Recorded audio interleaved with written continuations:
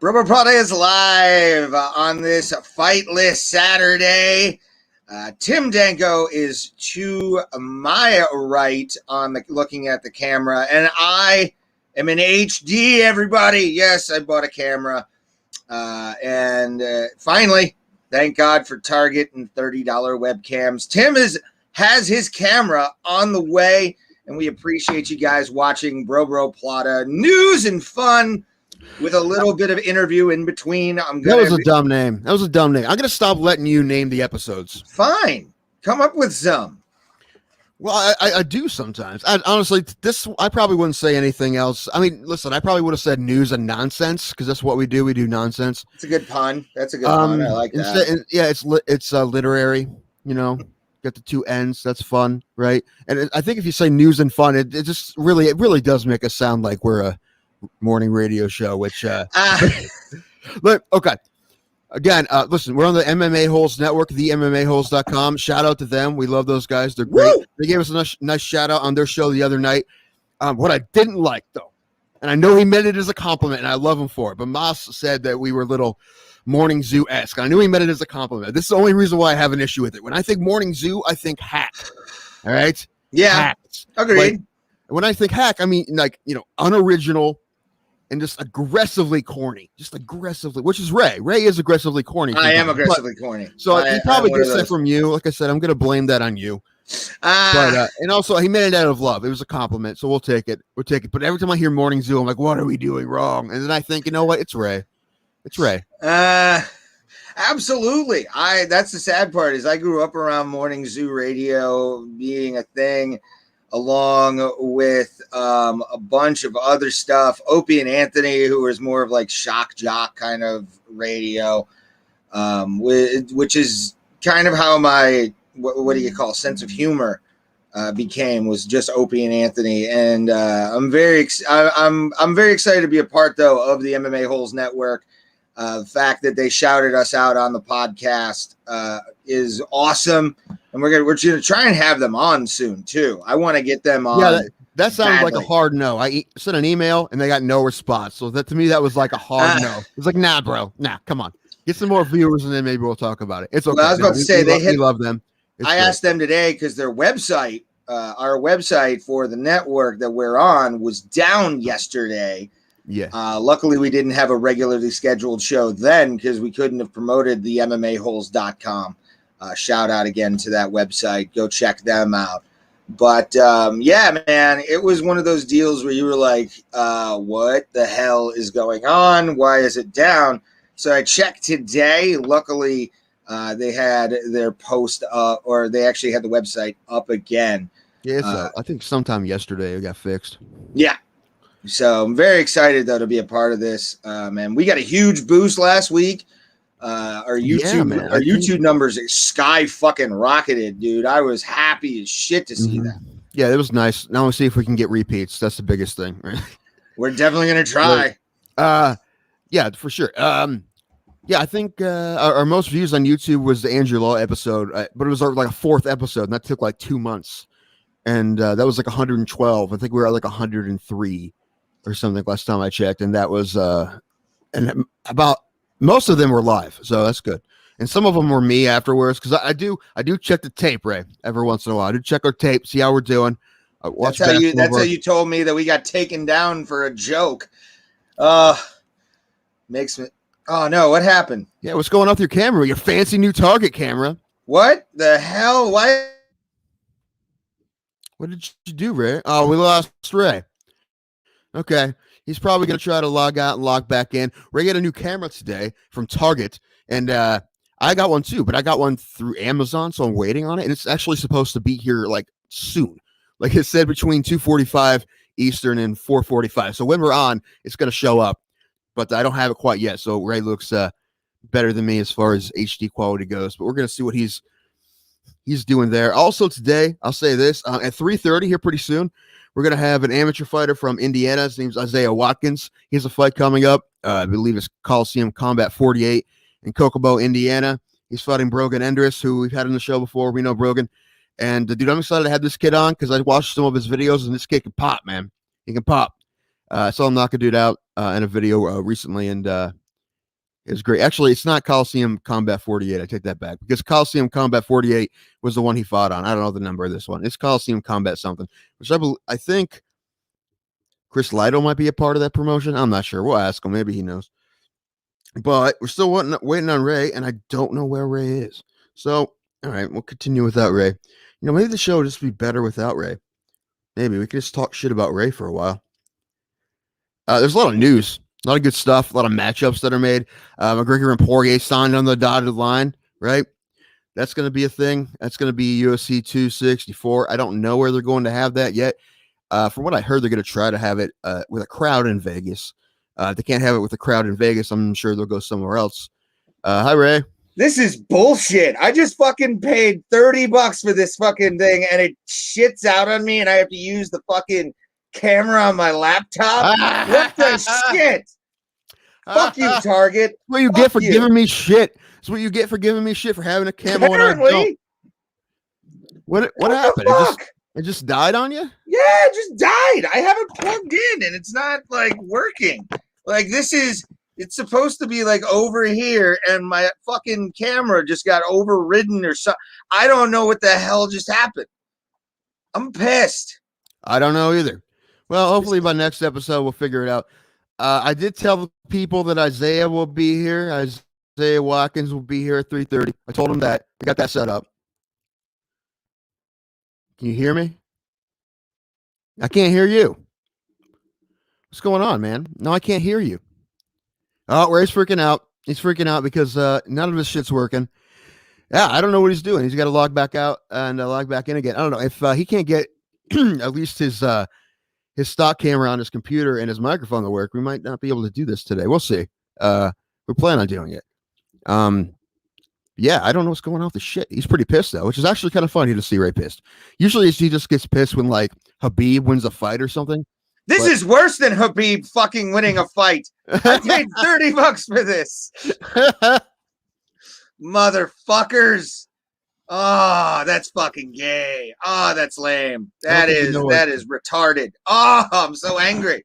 I don't think you know what either of those words mean, but okay. I do, both of them, and I use them as lovingly insults to bullshit that doesn't work.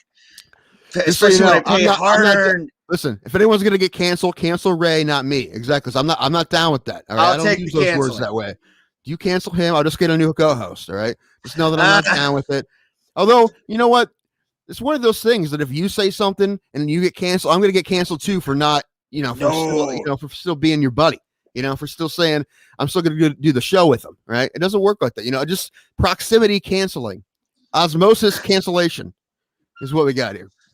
Oh, I'm so mad right now. So angry over this. Like, I would rather watch Conor get tapped out by Khabib 80,000 times than pay $30 for a shitty Logitech fucking thing. This is bullshit. Bullshit. I looked good too. Now I have to look like fucking Tim Danko is going to have a better camera than me in an hour. So what the fuck? It's true. You know what? Just for that, I won't set it up today. I'll set it up for the next episode.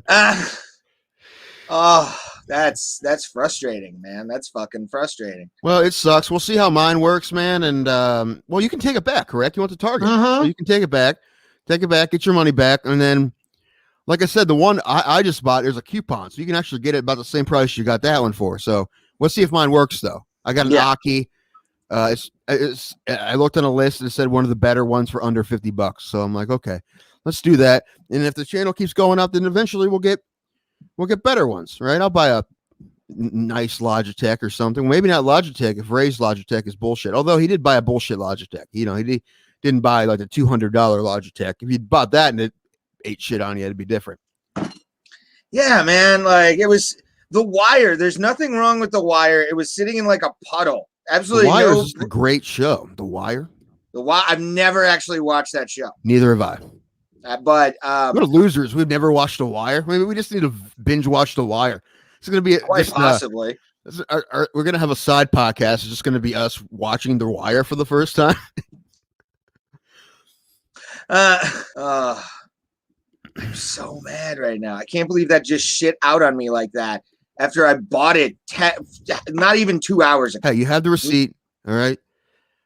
No use crying over spilled milk, as they say. Well, luckily though, I got this, which is awesome. A Back to the Future Ultimate Doc Brown. How old are you? Figure. How old are you, Ray? 31. 31. Okay, just making sure. Yeah. Oh, you should see what's over on my nerd shelf. It's okay, to my man. right. It's all right.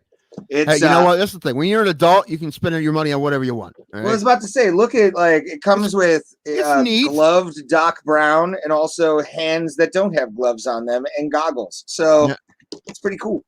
Are you a stay in the box guy? Yes. Yeah. I'll open it. I'll open certain things. Like if it has, it was with Casey Jones. It was actually my stimulus check money. I also bought as you're joining us, I bought a shitty fucking Logitech camera for $30 and it took a dump on me while I'm fucking in the middle of the show. God damn it. God damn it. I hope tonight I get a guest set tonight at Pablo Francisco and have a great fucking set because this is bullshit. Number one bullshit.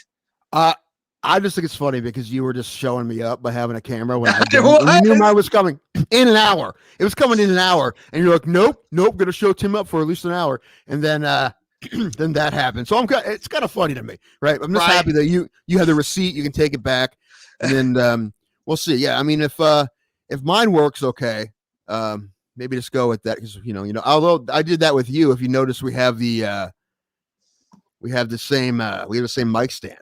And, I have the exact same thing, a stimulus card too, by the way. Ray recommended this mic stand to me, but he didn't tell me it was garbage. I didn't know it was going to be garbage either.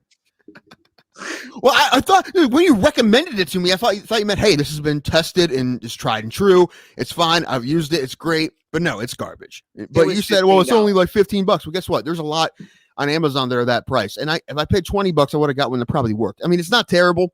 I would have bought a new one already if it was really terrible, but I can't really mess with this mic too much. If I move it too fast, it'll fall off. But I just want everybody to see this cocksucker motherfucker that broke down on me for $30. $30 fucking dollars. Piece of garbage. Is this going to be the whole episode? Because if it is, I don't know. No, once we get Isaiah Watkins on, I'll be calm, cool, collective. We have Isaiah Watkins coming on. He's going to be taking on a good friend of the show, Brogan Enders. Or Endris, I always keep fucking up his name every time. Coming up at Cage Collision 53. Is that what it's called? It's Colosseum Combat. I don't know. Whatever. Yeah, something like that. Colosseum Combat 53. Okay. I think Chris Lytle has something to do with that promotion, I believe. Oh, because he used to be a part of Midwest Fight Series back in the day. Yeah, I don't know. That used to be his promotion. Okay. Well, I know because I watched one of Isaiah's fights and he was color commentating and he interviewed him after his win. Mm-hmm. Which is cool. I mean, that's Chris Lights Out Lotto, man. Fuck yeah. He's a legend. I'm posting our a link right now on Twitter for people to go to our link online, which is, by the way, you can catch us on MMA Holes. If you catch this on, if you were watching on MMA Holes, leave a comment saying that you are. We appreciate the fact that you guys have found us and actually are watching the show. Like I said, thank you. See, this is what we like to see. This is what we like to see, sir. We are good talkers. That's right. You guys are good at the English. Thank you. Thank you. That's the only thing we know. We only know the English, and we're not that great at it. But thank you. I'm like Kyle Kinane. I only know remedial Spanish at best. Like, I can be like Donde está la biblioteca and be all good, but everything else, I got nothing. Yeah, but when in your life would you ever ask? When in your life in English have you asked where the library is? Not recently. Yeah, I gotta say it's been like at least a decade, hasn't it? Yeah. Oh, it's been over a decade. How long have I been out of high school? I think sophomore year was the last time I asked where like a library was, and it was in the building, and I never even went outside of one time, which was always fun. But you had to go to the library because outside of the library is where your drug dealer was. No, actually, I was a good. Believe it or not, man, I was a very good kid. It like all the way up until right after my old man passed away. After my dad died, it was just alcohol, weed, and then just like video games to really like make me feel better. But yeah, when I was a kid, man, I was straight edge. I didn't do drugs. I drank every once in a while, but like never really did anything in school whatsoever. Yeah, I didn't either. I didn't start really drinking until I was old enough to legally drink. But the wheels came off that car pretty quick. That's just called genetics. Actually, it took a while, actually. I didn't start drinking heavily until it was probably like 27, 28. Maybe. Yeah, something like that. So relatively recently. Probably since I didn't drink a lot till I moved back down to Philly. That's when I started drinking again. I mean, I went to bars and stuff, but I would only drink at the bars and I drink beer. But now, it's different right now. I drink when I podcast, as I'm doing right now. Let's talk about a couple things before Isaiah gets on here. First of all, Bellator got rid of one of the OGs of announcing MMA and hired another one. Yeah. They said goodbye to Mike Goldie. But which is a bummer. We like Goldie, but we also love Morrow, right? So that's a tough one. I think it's a win-win for a promotion, right?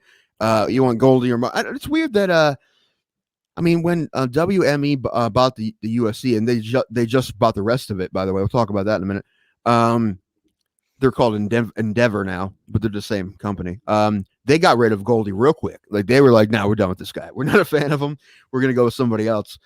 And Bellator took him. But when they get a shot, when they went back on Showtime, they're like, "Hey, Morrow, let's call Morrow up." And listen, I love Morrow. And if I had to pick between the two of them, like I said, it's a win-win. But I'd probably pick Morrow. It's a win-win, like I said. But I really like Morrow. He's one of my favorites, and like number one on Dream List. Some of the people we would love to have on the show someday. Morrow's like number one for me. Up there. He's up there.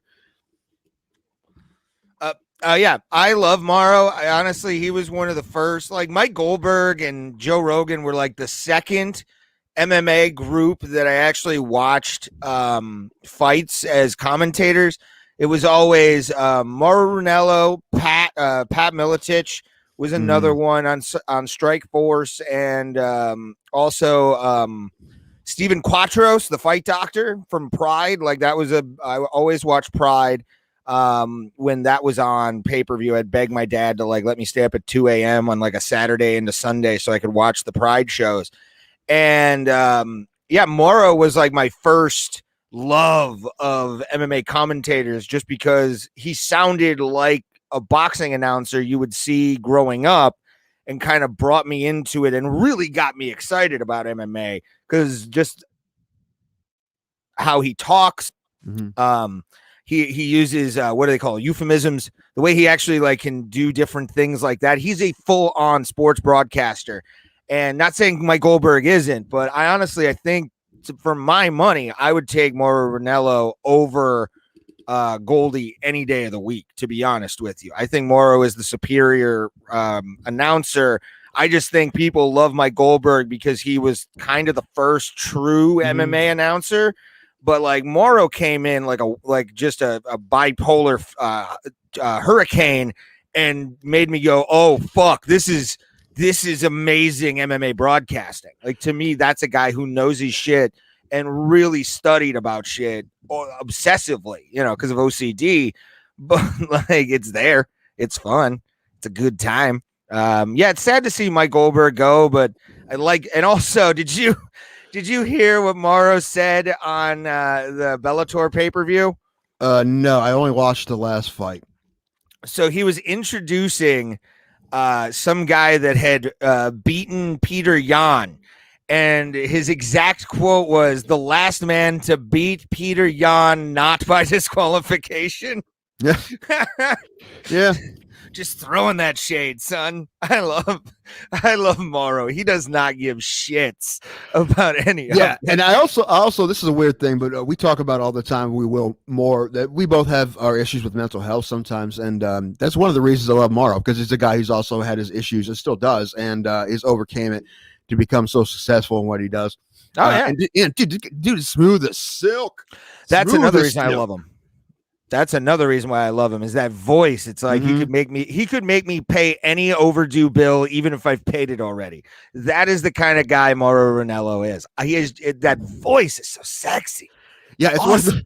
it's one of those voices that if he called you on, if he was, you said if he was a telemarketer and he was talking to you, you would have to stop and be like, "What's with your voice, man?" Like you couldn't just not. You have to say like, "Has anyone told you have the best voice?" Yeah, I will buy. So does Mike Goldberg. He has good pipes too. The nice baritone. A good low baritone.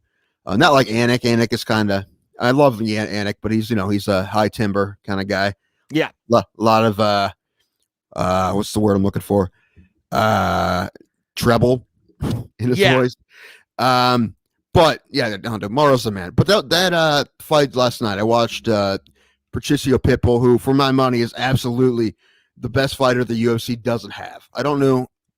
Yeah, I said yeah, for sure. I mean, Chris Cyborg's up there too, but Amanda Nunes beat her. Yeah, dude, Patricio Pitbull's a monster, and he won by guillotine in the first round against a guy who never been finished.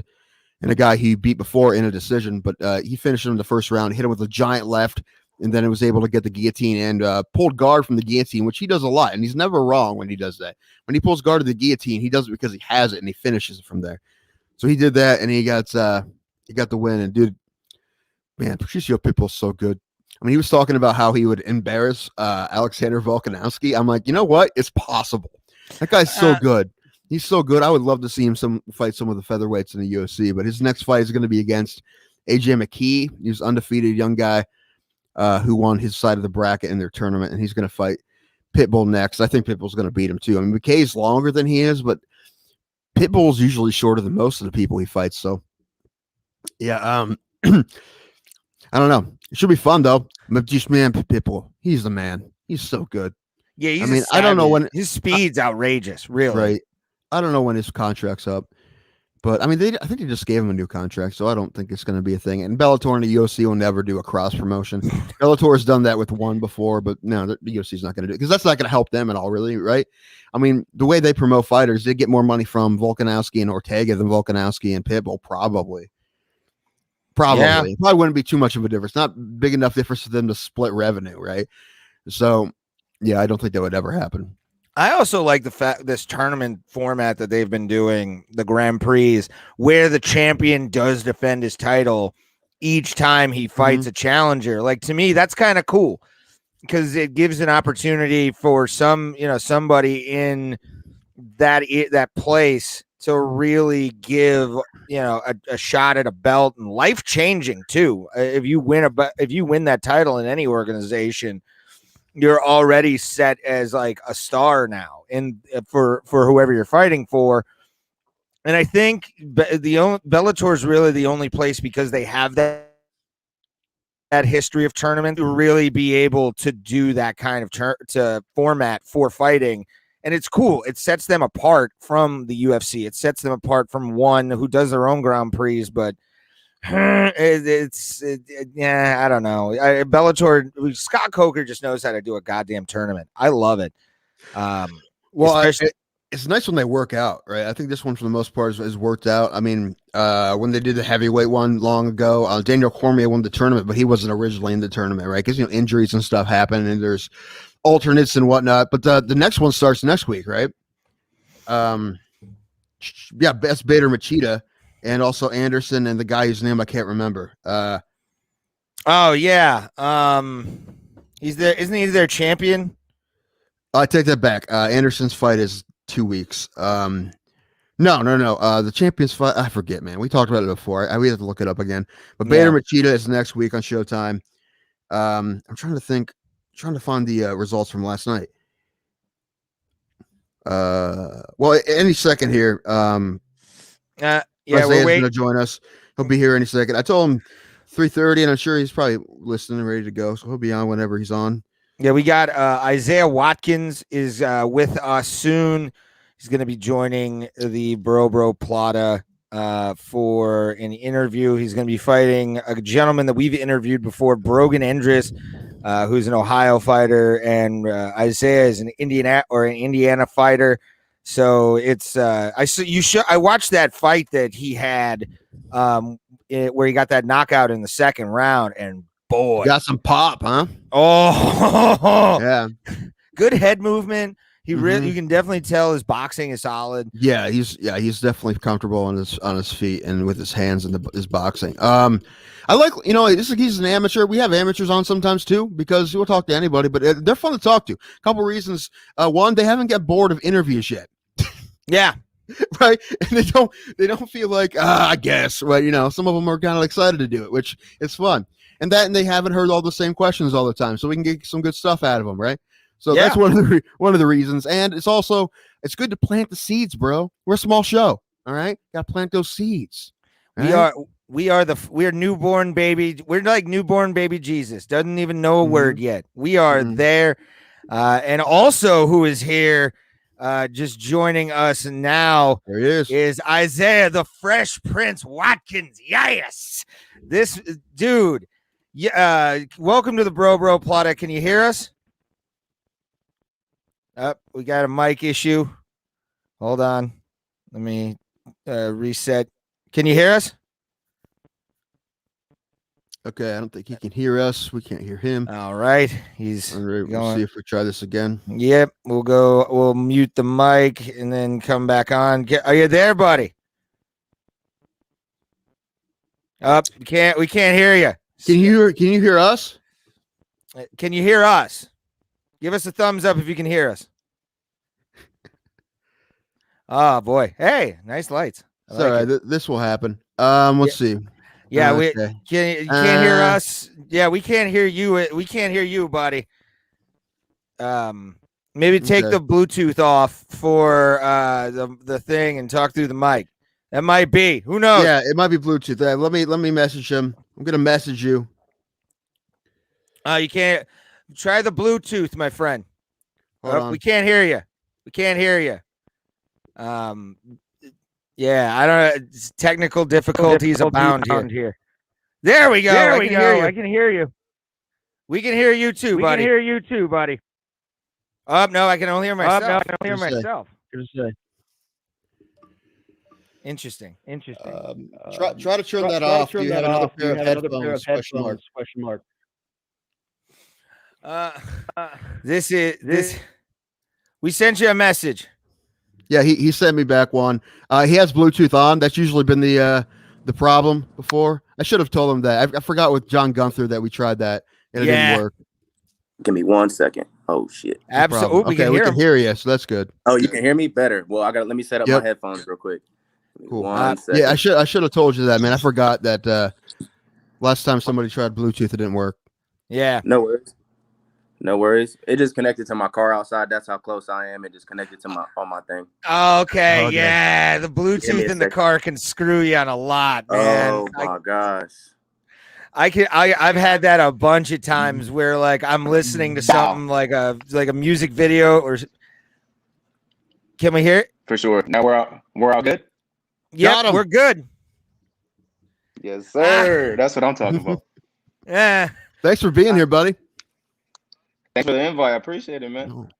Absolutely. We Tim sent me a video of one of your last fights for Cage. Is it? I can't remember off the top of my head. What is it called again? The organization that you're fighting for? My last fight was for Colosseum Combat.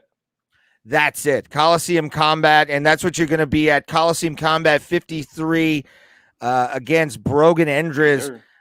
And where are you located out of? So I'm located. I train at here in Indianapolis, at American Top Team Indianapolis, but I'm from Marion, Indiana. So it's like a small town, about an hour and 30 from where I'm at now. Okay, I like it, so man. That's not too far. So I used to. Oh no, continue. My bad, boss. You can go ahead. No, you're good. You're good, dude. From a small, it's from a small town, and so I wanted to get better because I don't want to be that, you know what I'm saying, that big bass in the pond. I'm trying to be the shark in the ocean. So you gotta elevate. You gotta keep pushing yourself forward and forward. So you gotta go where the sharks are at. If you want to be killers, you gotta train with killers. So I'm a small town. I'm in the Midwest. Not, you know what I'm saying, not too much as people slept on the Midwest, really.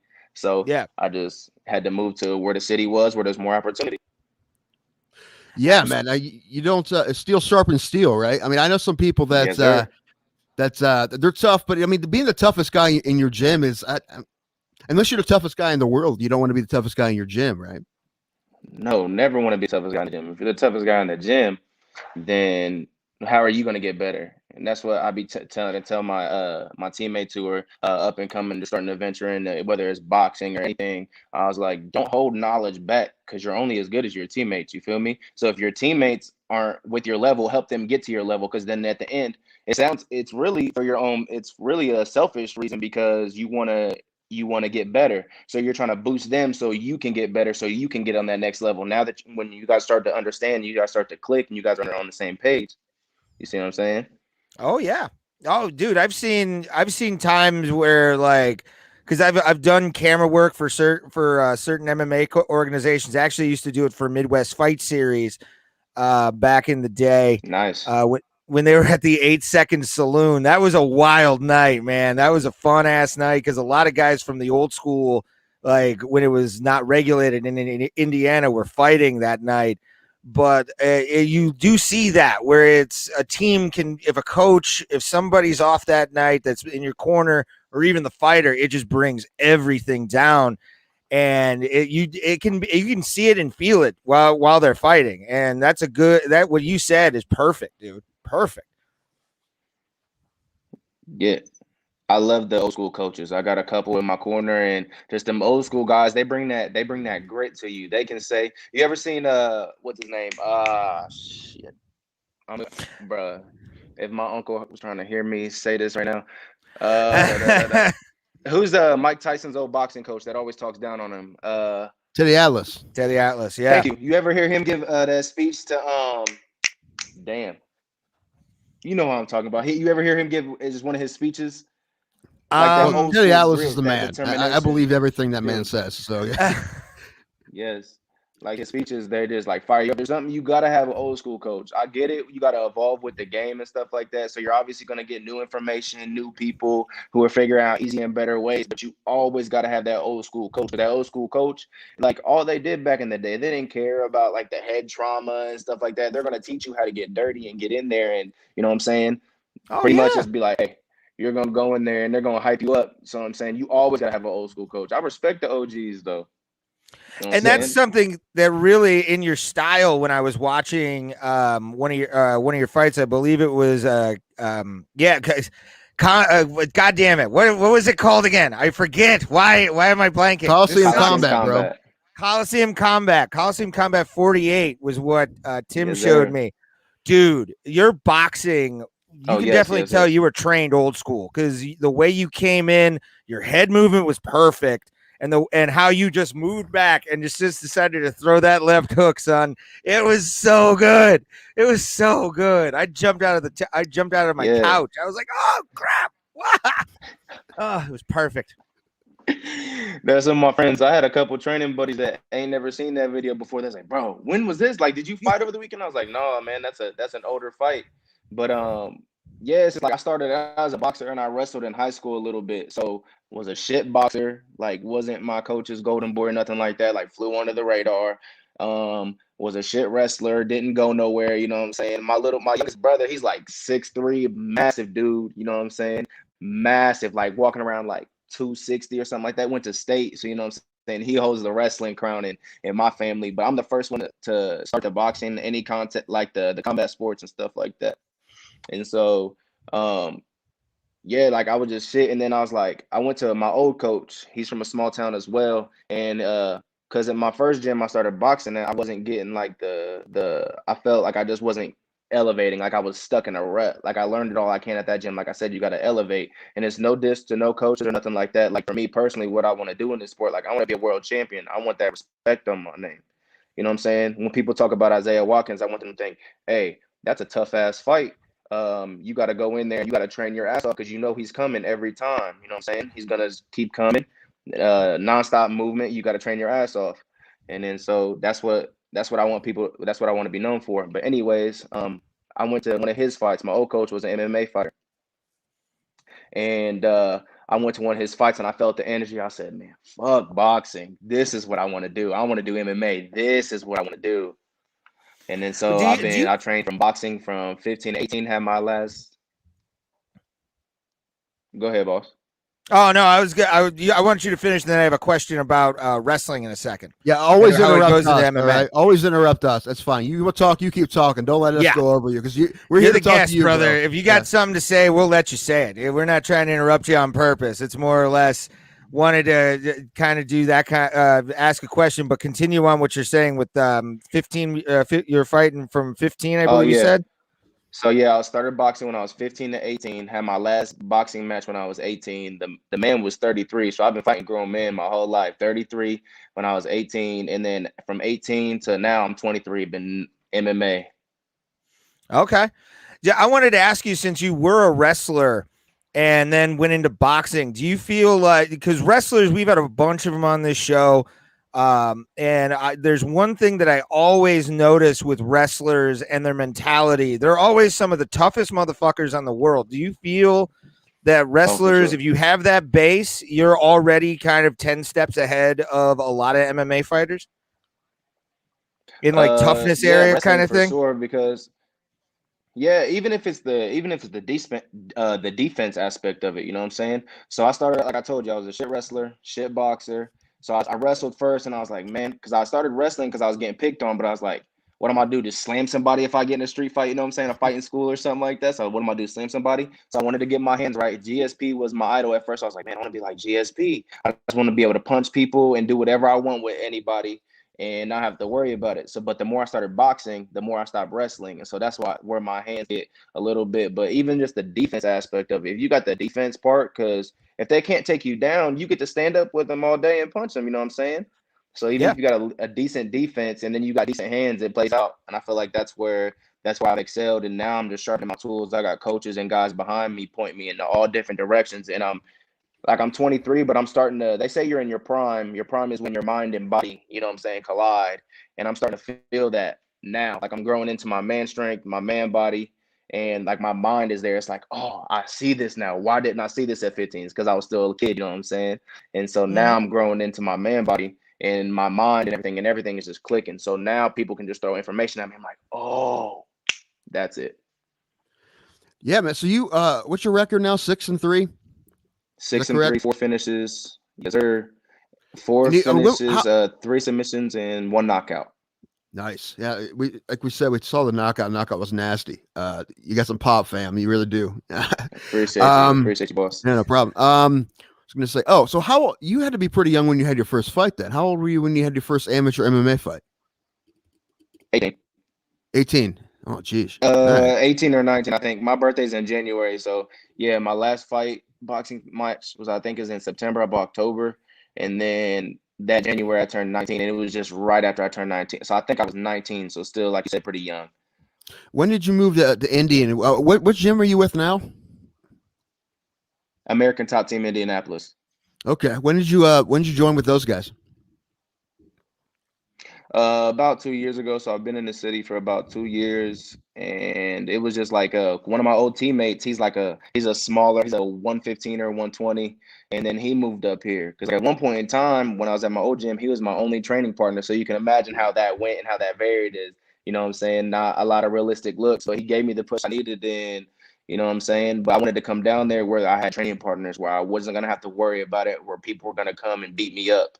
And especially like give me that look that I needed, like that push. Like I need that. Like I'm not scared to get beat up. I'm not scared. Like I'd rather if I get beat up in the gym so I don't have to get beat up in the fight, I'll take that all day. Yeah, go ahead, beat me up out, especially with high level pros. You know what I'm saying? I train with some of the best people that Indiana and some of the Midwest have to offer. You know what I'm saying?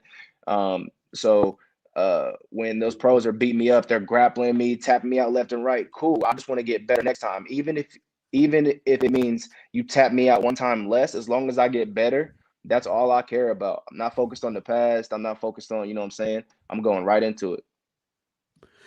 Yeah, that's what I was going to ask you. When you're rolling with guys, because you started with wrestling and boxing, so the things that you knew the least about was jujitsu. Doing jujitsu for how long you been doing jujitsu? 4 or 5 years? Since I turned 18. So as soon as I had that first MMA fight, started training for that MMA fight. So about 4 4 or 5 years. Yeah, I mean, I did see the video. I know you're coming off that L, but you got tapped by a really tough guy. But how's your jiu-jitsu coming along as far as since that last fight? Are you feeling more comfortable with it? Amazing. And it's funny because that last loss, I wouldn't have been cool, but I'd have took my loss less if it didn't caught with that submission.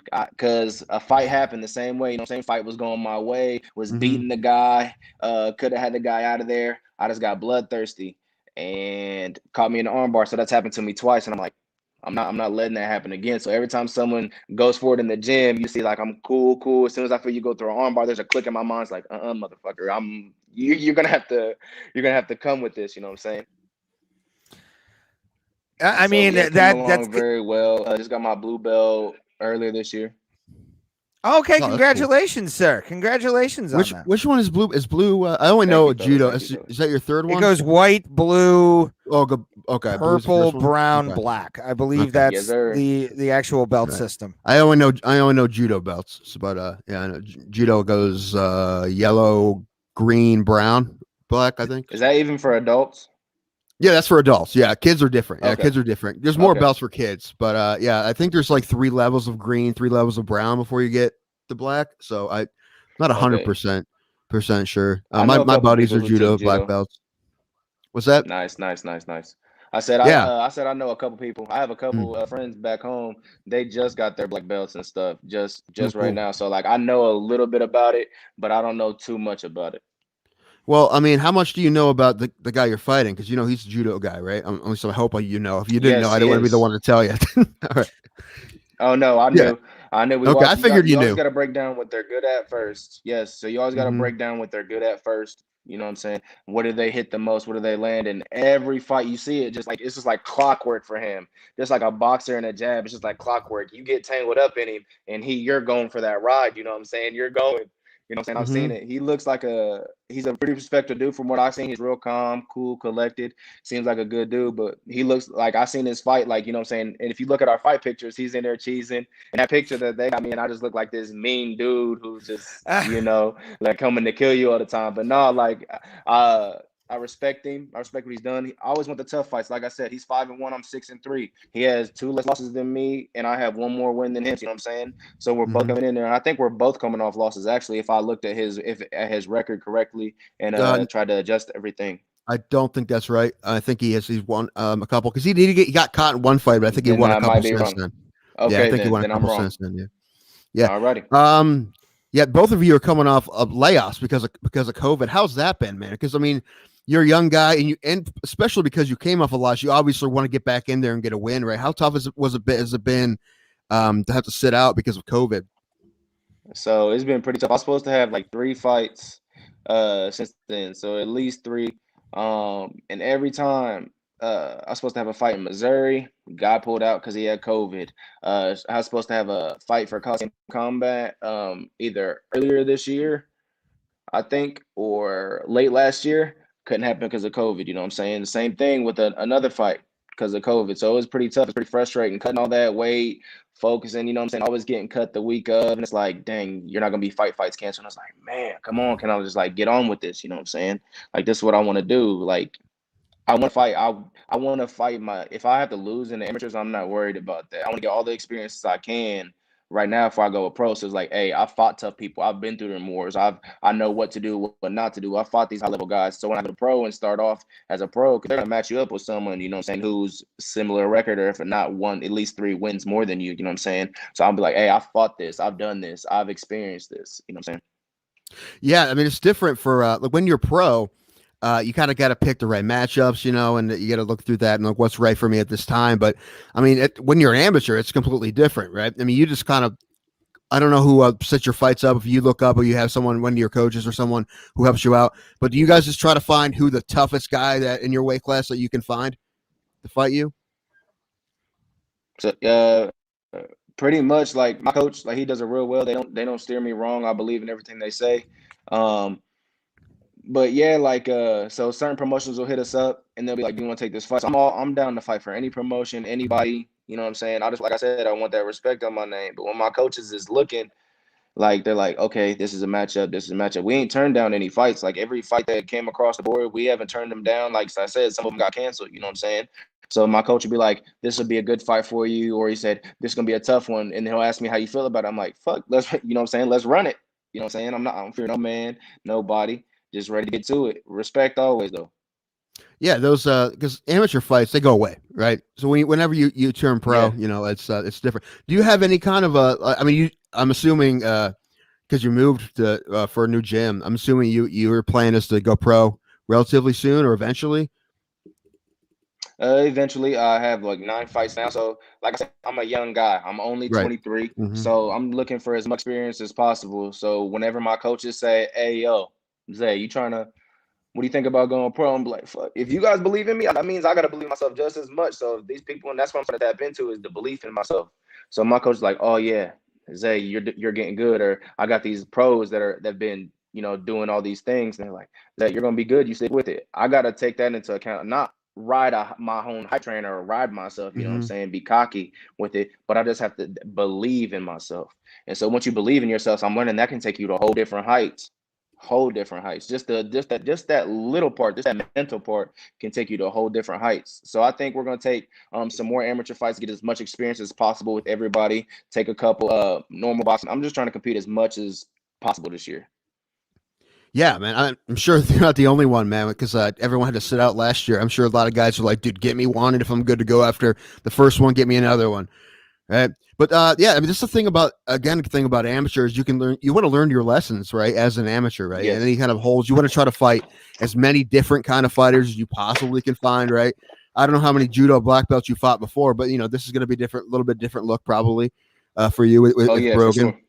And yeah, I For mean, sure. listen, I saw Cody Garbrandt get knocked out in Cleveland as an amateur, right? But then, a couple years later, he's winning the world title. You just, you learn those lessons, right? For sure, you always got to learn, and if you don't learn, like one of my coaches, one of the OGs, he's always telling me, he's like, man, you can't. It's like say I got a 3 round fight, right? If I lose that first round, I can't sit there and think about what I could have done better in that first round because I need to focus on the second. You got to go on, you got to move on. You know what I'm saying? You got something, Ray? No, if you want to, I was gonna ask, like obviously with like wrestling and MMA training being somewhat similar, what were some of like the differences that you noticed going into training for MMA compared to like what you had done previously with like boxing and wrestling separate? Because you do have to put those two things together. Did you notice any differences in like the coaching that you had at the time or anything like that? A little bit. One of the hardest things for me to get over was like when I was grappling and rolling with people, it was like wrestlers, you're not supposed to go to your back, but I had to learn how to be comfortable. Like, hey, you can go to your back sometimes, you know what I'm saying? But don't Mm-hmm. just sit on your back, lay flat, and let the dude do whatever you want. So that was a hard thing. Like being a wrestler, all I knew was, you know what I'm saying? Never give up your back. Don't ever give up your back. So that sort of kind of translated with the chokes and everything like that. But for the most part, it was sort of kind of easy because I had that wrestling. And then the boxing aspect was a little bit different because in boxing, you know what I'm saying? Used to that high guard, you got these big old gloves protecting you from everything. And then you go with the MMA and it's like, oh, we in a street fight. You know what I'm saying? These is fists. Like, what are these 4 ounce gloves? You know what I'm saying? Punches are going to slide right through all types of guards and everything like that. When you got hit for the first time in those 4 ounce gloves after being in boxing gloves, like, was there a nice little shock to the system? Like, even in sparring, because I know some gyms out here, that's what they do is they'll like put you in like the 4 ounce gloves, maybe a little bit bigger. But I'll admit I've never actually been hit with an MMA glove. Hopefully soon I'll be able to do that because I'm getting back into training myself, and I want to Nice. actually like take a punch in one of those from one of those gloves because obviously with MMA gloves and boxing gloves, the more, as you said, more padding there. What was it like when all of a sudden somebody slipped through something you would have been able to get with like your boxing glove on? Not gonna lie, like when you're in that fight, you try to stay calm, but your adrenaline's pumping so much, it's like, damn, I just got hit. Go right back to it, you know what I'm saying? So when I got Nice. hit, I didn't really feel it till after. I was like, dang, you know what I'm saying? My adrenaline was pumping enough. So I'm like, okay, cool. That wasn't too bad, but like I said, like the margin for error. So like where a boxing glove is like this big, so I have to slip that, and now the glove is like this big, so now it's just missing by minimal. So you gotta adjust to those. And as far as the other stand up thing, boxing is real high, and then for MMA, your hands aren't too much lower, but a little lower, so you can get ready for the takedown and sprawl and stuff like that. So you just got to be aware. You got to be like, you got to find your rhythm. It's like a dance. Like you get in there, you start grooving, and you got to be real relaxed in there. You got to be relaxed, because if you're in there, gonna go in there tight like this, you can't do that. You got to be nice, like would Bruce be water, my friend. You know what I'm saying? You got to actually get in there and get funky with it. Sometimes you gotta relax. You gotta treat it like a dance. You know what I'm saying? You got to go in there and have fun, and that's the main thing. If you see it like work, I'm sure you guys, this is nothing for you guys. If this could be your day job, you wouldn't be like, all right, babe, I gotta go to work. You're like, shit, I'm about to go to work. I can't wait to start. You know what I'm saying? So Oh, hell you have yeah. that mentality for a fight. You know what I'm saying? If you got that mentality for a fight, you go out there and have fun. The opportunities you start seeing stuff. Oh, I'm just having fun. I'm just doing whoop, whoop, boom. I'm just having fun. You know what I'm saying? And so if you have fun with it. Being comedians too, we're also, well, Tim is a part, like he does when he can, really, and then I just go out as often as I can. Tim had a great analogy about fighting and comedy that is completely true as hell, which is there's two things normal people actively avoid: public speaking and fighting. We do both of them, and our thing with it is, like, especially if you're off as a comic, it's a wrap, man. I've seen so many comics. I used to work at a comedy club years ago, and you would watch some guys and you're like, oh shit, he ain't feeling it tonight. This is not gonna look good at all. Yeah. And I would assume that's the same way I'm fighting, especially because we've seen it in the UFC. Guys really don't have a day. Tyron Woodley, kind of, even though he started off quick in the last pay-per-view, just he looked kind of like he didn't feel it, dude. That's like, my boy. I like Tyron. I like Tyron as well, man. I was so sad because like when I first got, so I fight at 170, obviously. So when I first got in, you look up to the people who are doing it. Like you try to take away pieces from each fighter. Like, oh, he's big. Let me see what works for them. And I try to watch people my body type and see how they get in and out and move and stuff like that. And so I'm sitting here and I'm like, yes, Tyron, yes, because I want him to do good. I like the guy. That's my boy. You know what I'm saying? I looked up to him and then he lost, and I'm just like, you know what? You can't take nothing from him. He defended the title like 4 times. You know what I'm saying? He defended the title. He was champion. Not everybody in the UFC is going to get to say that I defended that title 4 times, or even let alone won the title. You know what I'm saying? Mm-hmm. So it was, you just got to find your groove. Like Sean O'Malley, boy, you know what I'm saying? Was in there just whipping them bad boys. And you can tell how relaxed he was. He was in there. He didn't look stiff. He didn't look all the time. He was just in there flowing. You know what I'm saying? Oh, yeah. Those are I mean, even if you look at like early Conor McGregor, Conor, when he would fight before all the stuff came along, he had this just evil snake like venom to him in his movement where you're like, Jesus Christ, where does it come from? Like, why? How do you get that rhythm going? It's also like Floyd Mayweather's another guy, Canelo Alvarez. You watch boxers that have that kind of loosey-goosey movement, they're always more successful. Always. Canelo, that's my boy, man. I watch Canelo fights on a daily. That is my boy. I go hard about some Canelo. We can talk about Canelo all day, every day. No hesitation. You want to talk about Canelo? Call me back. I will be here to discuss Canelo. I'm a diehard Canelo fan. And we will. I was about to say he has a fight coming up, doesn't he? I think he has a fight coming up on pay-per-view. Yeah, we might have you on to talk that fight. Billy Joe Saunders. Billy Joe Saunders, another dude who's real elusive and stuff like that. But Canelo, man, he just ever since that Floyd loss, he's seen how much defense can help him.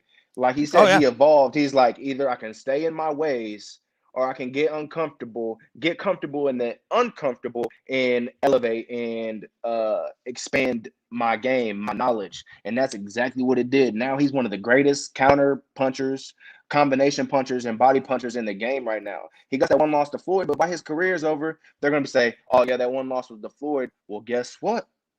He came back from it. He didn't let that one loss affect his career. And in boxing, I feel like you want to have that perfect record. Everybody wants to be Floyd. Everybody wants that O to always stay there. But that's another thing I like about MMA. is you get these MMA guys. You look at the UFC, Bellator. Who do they match up? They don't pick and choose their opponents for them. Mhm. They give you the toughest fights to date all the time, and that's what I like. They don't ain't no BS behind it. You know what I'm saying? Ain't no BS. It's straight up front. Look, you're tough. We're gonna put you guys together because we want the views. You know what I'm saying? And then people just keep going and going and going. It's not no pity pat. You know what I'm saying? It's not no, oh yeah, well, we're gonna take him slowly. Like, they do take some people slow. They don't feed them right into the wolves right away sometimes, but they give you the toughest fight that they believe to your credibility. You know what I'm saying?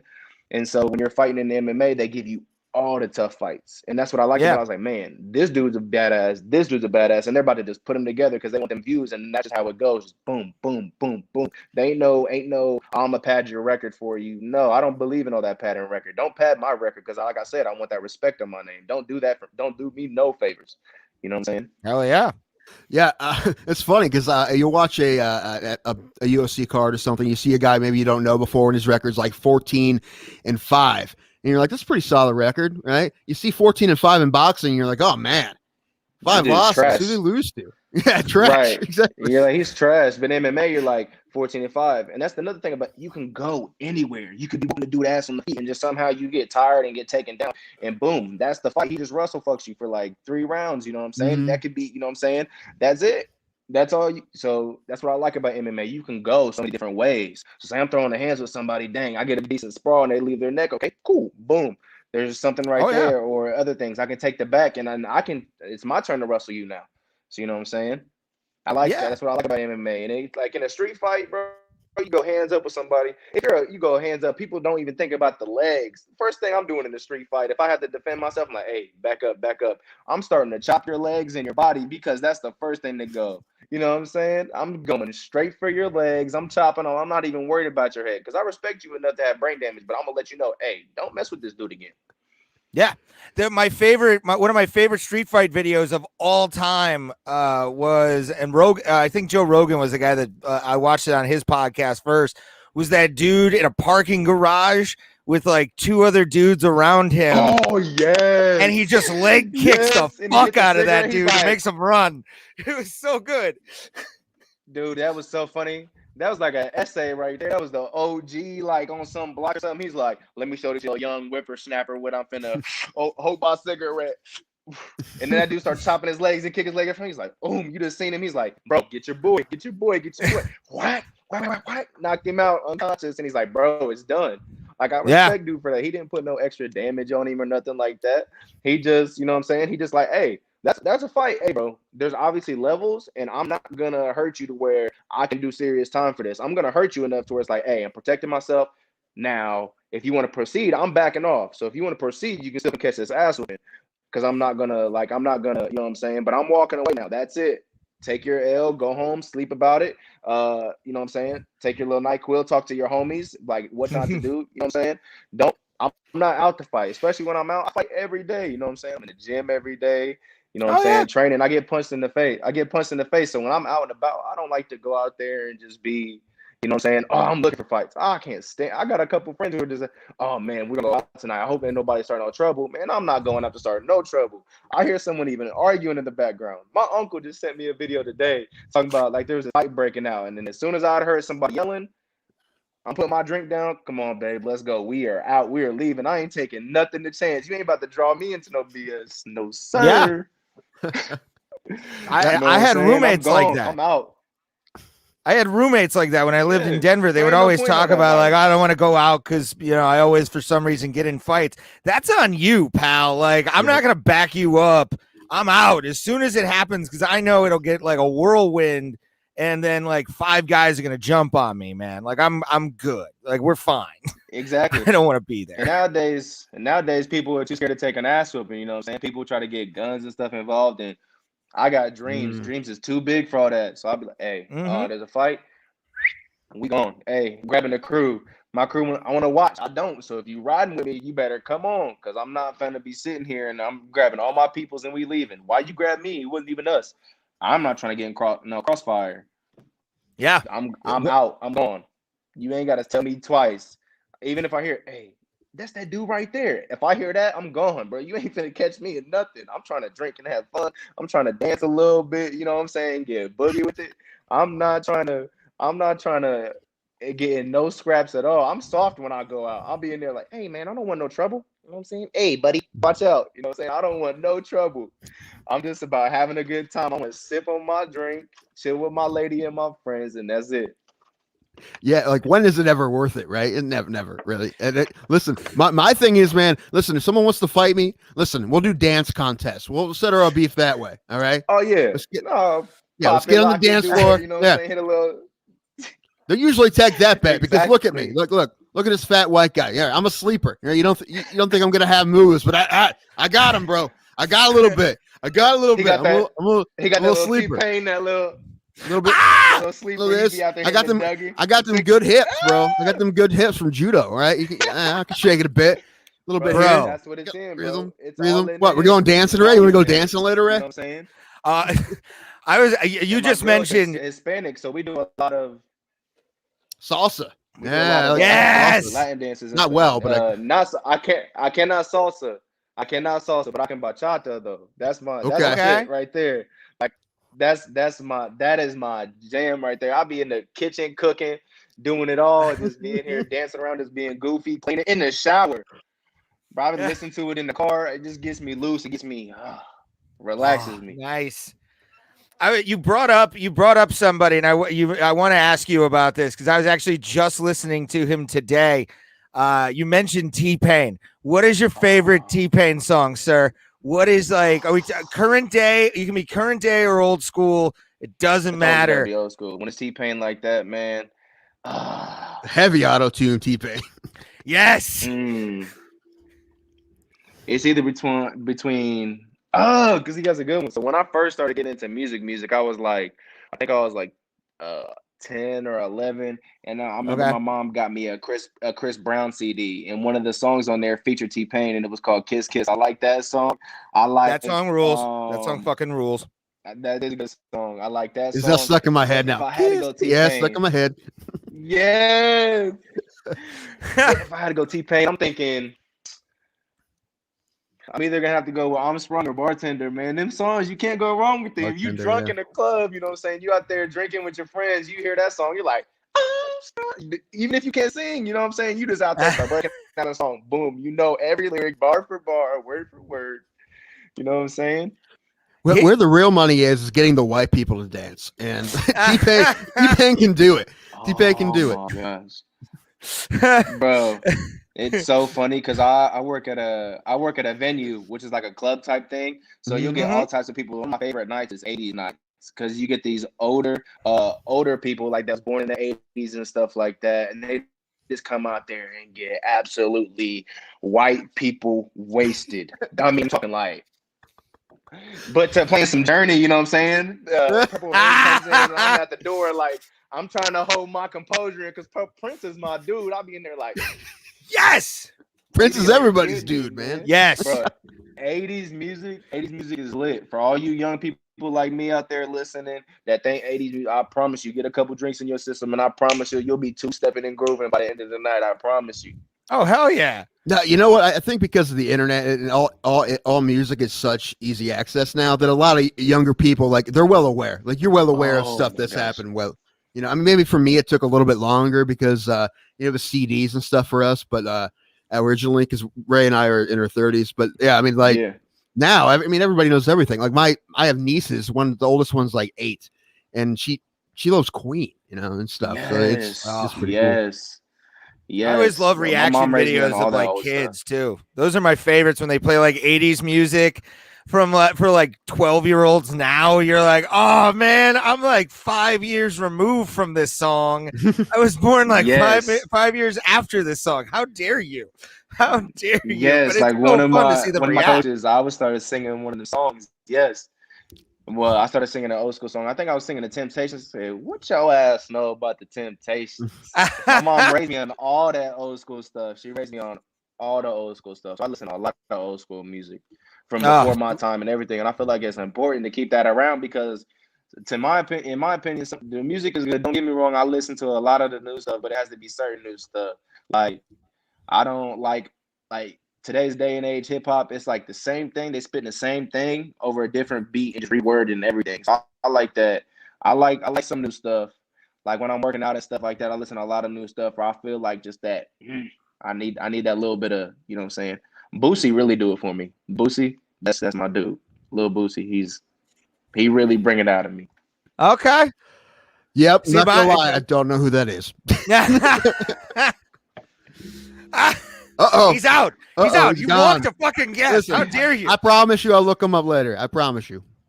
I promise. As long as I you, will. hey, just look him up, give him a try. I will. I'm down to try anything. I listen to anything. I listen to rock and roll, country, 80s music, alternative. I listen to it all. Hispanic music, and I barely can speak Spanish. You know what I'm saying? So I listen to it all.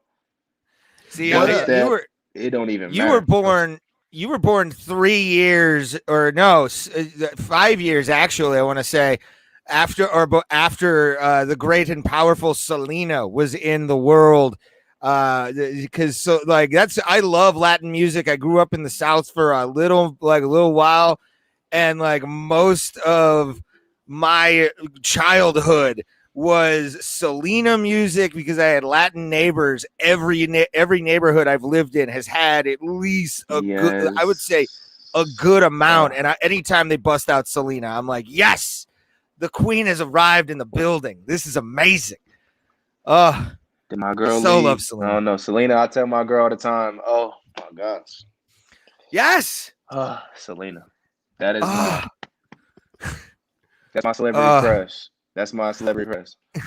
You know what I love too? You mentioned like newer artists and hip hop artists. Cardi B broke the record for the Houston the Rodeo Houston attendance wise. And like it was almost out of spite. The entire Latin community of Houston showed up for some folk band that showed up I think a couple days later, and they destroyed Cardi B's record. They like beat the shit out of it, and I always was like, okay, that's getting it back for Selena, in my opinion. Like that's making sure it stays in house. And exactly, I think in one of her songs, like she said, she's like, I'm the trap Selena or something like that, and the Hispanic community went nuts. Like, you ain't never gonna be Selena. I was like, damn, dog, hold on, wait a minute. I felt offended. I was like, let me cover myself. I'm just gonna sit back here and eat my popcorn and stuff, watching that. Yeah. Dude, I lived in Texas for a while too, and I was in the Houston area, and I was working at a restaurant, and one day Baby Bash came in, and you would have thought like Elvis came in. Like it was crazy. Like everyone, I was like, who is that? I don't know who that is. I'm like, I don't know who that is. They're like, sugar, you know? I'm like, oh, okay, yeah, I know that song. They're like, it's Baby Bash. Yeah! It was hilarious. And that poor guy could barely eat because like everyone in the restaurant wanted his autograph. That's hilarious. Yeah, but I was the thing I told myself. Go ahead. No, I was just gonna ask. You about walkout songs next. Since we're talking about music. What do you like to walk out to? Yes. So when I'm about to fight, I go deep into like my mental and stuff, and just think about all the hard times I've been through, and I try to look at the future of what I want to be. And so sometimes I think about like all the bad I've been through and everything, and where I come from, and I never want to forget where I come from, and to stay on topic and get off topic a little bit. Like you said about that dude that needs the autographs. Like I see a lot of these celebrities. I get it when you're going to the press conferences, you got to hurry up. You're on a time schedule. But if I, you know what I'm saying, everything goes playing the way I plan to do it, and I keep progressing, I keep getting better and better each fight, and I can get one of these big promotions, and people be like, man, I want to be like Isaiah Watkins. That's who I want to be like. And I'm just going to tell them I'm never going to turn down nobody, because like there's some people, like, you know what I'm saying, some people out here, they think they get too big for their britches. Or so my grandpa was saying, you know what I'm saying, it's like, nah, man, you got to stay humble, because without these people, like, you know what I'm saying, you wouldn't be nothing, you know what I'm saying. But walkout music, so when I first started, I came out to some Meek Mill. He bring the dog out of me a little bit. I like it. This next for my next upcoming fight, I'm coming out to some Pop Smoke. He brings the dog out of me as well. Just like that, those New York drill type beats is really the beat for me. It's like it just goes so hard. It takes me to a place where I'm just like I feel like King Kong. Like y'all see the new one yet? I have not. Actually. I watched most of it. I haven't finished it. Well, I'm not gonna tell you nothing, but you just know about King Kong. No matter who his adversary is, he's ready to go on site all the time. You know what I'm saying? He's ready to go, and he brings the heat with him every time. That's how that song makes me feel. It's just like, no matter what happens, you're just gonna. That's always been my mentality. No matter who I fight, win, lose, or draw, you're gonna think twice if you want to sign that contract to fight Isaiah Watkins again. You're gonna be like, Coach, we got to talk about this. Remember what happened last time? I won it, but what, you know what I'm saying? What are we going to do this time, Coach? You know what I'm saying? What are we going to do? You know what I'm saying? So I love because immediately I hope I hope every time you sign a contract, you just are all of a sudden Denzel in Training Day. Like I want you to just like throw down the pen and be like, King Kong ain't got shit on me. Like I mean bro, exactly.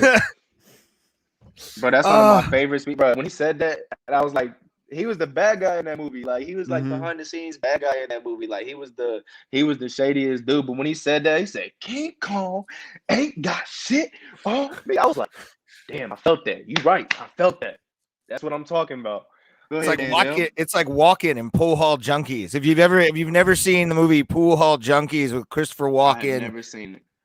There is this one scene where he talks about lions in a nature documentary. Yes, dude. Yes. He's like the jackals and everything, and he's talking. Yeah. He's like the lion doesn't need to. So he said, "There's jackals and hyenas will come take the food from him and nip him, whatever." I don't know word for word, but it's like, yeah, I'm gonna take the food and nip him from him, and the king just sits there relaxed until one day you piss the king off, and then he got to show you guys why he's king. You know what I'm saying? And he tears the shit out of everybody. It's like, I'm cool. Oh, such a good fucking quote. It's the best. I got chills. I was like, yes. That's exactly how I feel, bro. Oh my gosh. You about to make me go run like 5 miles real quick. I'm just, you know what I'm saying? I did my training. I did my morning training. I got my hours in. You know what I'm saying? You about to make me go again. There are times where I've turned on YouTube and all of us about to do a set, and I'll just put my headphones in and I'll listen to Christopher Walken do that. And dude, I love Christopher Walken because he can turn anything motivational. Like he's that voice, the way he delivers shit. Like you said, chills go up your spine. You're like, I'm gonna run through this fucking wall. Like he's just so good, man. So fucking good. That's how I feel about Teddy Atlas. That's how Teddy Atlas makes me feel. And then like I remember he was talking to what's his name? Not Tevin Farmer, but it's like it starts with a T. Who's one of the other big boxing podcasters? no, I'm not sure. I'm gonna remember his name. I can't remember. This sucks. Anyway, he's talking about like the fireman. He's talking about going through the fire or whatever. And he's looking at him, and this dude, he's like down a couple rounds, and it's like getting close to the end of the 12-round fight. And he looks at him. He said, "We are firemen." He said, "We don't shy away from the fire. We go in the fire." And like as he's telling this, I feel like he's talking to me, and you just seeing this dude's look change. He's over here like this. He's just looking at him, and he's just looking at him, and you see his look change. He goes from like being disappointed because he lost him a couple rounds to we going in that fucking fire. We not coming out until we got everything. You know what I'm saying? And I was like. I said, I think I can fight King Kong listening to that. I might have to. I'm up on his hairs and stuff like that. Just, you know what I'm saying? Might have to go get up in his ear canal and start punching him in the ear or something, you know? Well, I love Teddy Atlas, man. I what I really love is when he goes back and forth with Stephen A. Smith.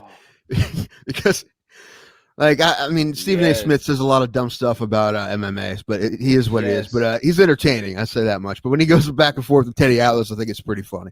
Especially when it's boxing, because I mean, listen, you're gonna go toe to toe on boxing knowledge with Teddy Atlas, you're gonna lose. Oh yeah, yes, bro.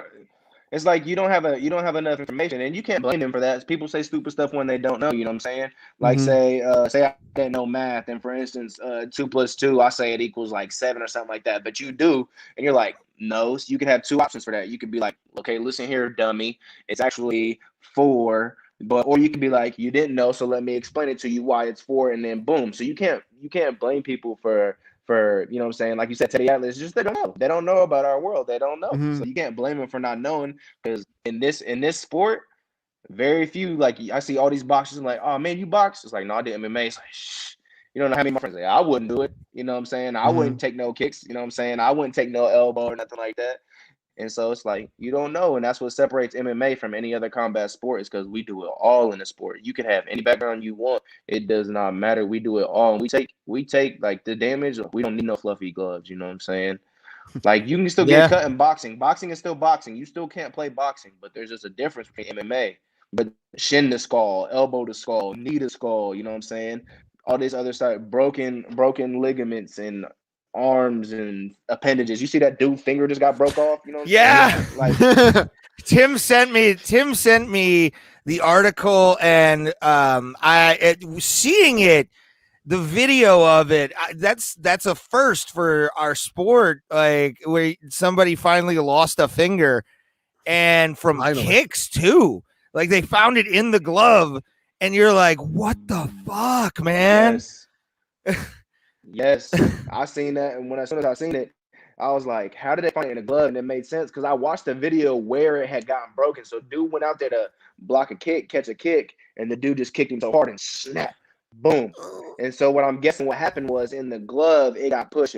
It broke off backwards instead of like twisting off or something like that. So it snapped off backwards and fell into the glove. They were looking at the crap for a minute. Dude took off his glove and boom, there it was. So thankfully that dude, his finger is back on and he can progress with his career. But man, I thought Alistair Overeem's that lip was the worst one I had seen ever. That bro, oh my gosh. And I'm over here sitting like, bro, I was like, my girl wouldn't kiss me with a 10-foot pole if I had my just imagine you trying to, babe, give me a kiss. His lip was hanging off, you know what I'm saying? I thought I was seeing it, and I looked at it, I was like, that takes the cake. I'll give that one to it. I'll take that. And I'm amazed that hasn't happened. Cool. I'm amazed that hasn't happened with like fighters getting their hands stuck between the fencing and like the platform in the UFC. Like, you would think that would happen at least once, but like to have this be the first time someone's lost a finger in MMA, and in a place, and Tim will love when I bring this up, but in a place like the 2300 Arena, which I'm a pro wrestling fan, and one of my favorite organizations was ECW, and that's where they ran like shows in that arena back in the day, and they would do shit like dudes boxing with glass on their fists, all kinds of different crazy shit. But like to have that happen the first time and somebody lose a finger in that building with not being wrestling related amazes me. It fucking amazes me with the shit they've pulled in that arena. That's nuts. And I think that plays into the refs doing a good job too. Like, as soon as they see the fighters grab the fence, it's like, hey, get the shit out. You know what I'm saying? They're like, they're pretty much babysitting in there. The refs are like, hey, come on now, don't stick your fingers through that. Don't stick your fingers through that. All right, you do it again, you're getting a timeout. You know what I'm saying? Which is a point taken away. You know what I'm saying? So they're just shout out to the refs, like making sure like that doesn't happen. So as soon as a foot or your toes or your, you know what I'm saying, your toes or your hands go in there, it's done for. The refs are like, yeah, we're gonna take that right out of there, buddy. You know what I'm saying? Yeah. Oh, for sure. The craziest thing about that guy losing the finger was that he had no real reaction to it. Right? He was just like, it happens. I don't have a finger anymore. Bro, that dude's a badass. I know. Yes, he was just like, he was sitting there. He was, I read a thing, what he said. He said he was pissed that the fight got stopped. He said he wanted to keep fighting. I was like, I know where you're coming from, my bro, but I think you need to go ahead and get that finger stitched back on there, player, because you ain't gonna be marrying nobody. They're gonna be putting on your middle finger, and then you're gonna be sitting there thinking, oh, let me see that ring she got you. You're gonna be sitting here like this, like, you know what I'm saying? Look at my ring, you know what I'm saying? You gotta go get that finger sewed back on, my guy. I'm gonna need to give you a high five, not a high four. You feel me? Right, that permanent shocker he has. Yeah. Yeah.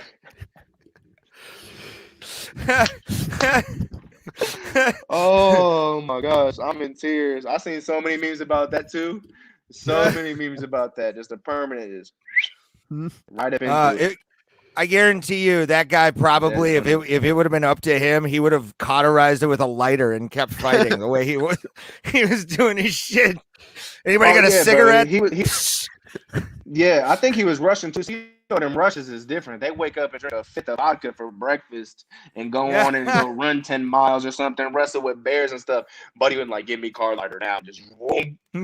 Came out there like this, ready to go, like not even worried about it, making a full fist and everything. Just boom, knuckle missing. He'd probably try to use the bone to punch him. He didn't care if he's getting hurt. Oh hell yeah! Like, ching, ching, ching. Like a little jackhammer on his like frog the shit out of somebody right in their eye socket. Just frog the shit out of somebody. You know what I'm saying? With that bone, he didn't give a fuck. He was chill about it. He was like, "I want to keep fighting. Yes, let's just keep it going." You know what I'm saying? Russians are tough. Fuck yeah. No, if I gotta fight a Russian, it's up. I'm about to be like, okay, I know what's coming. These Russians don't play.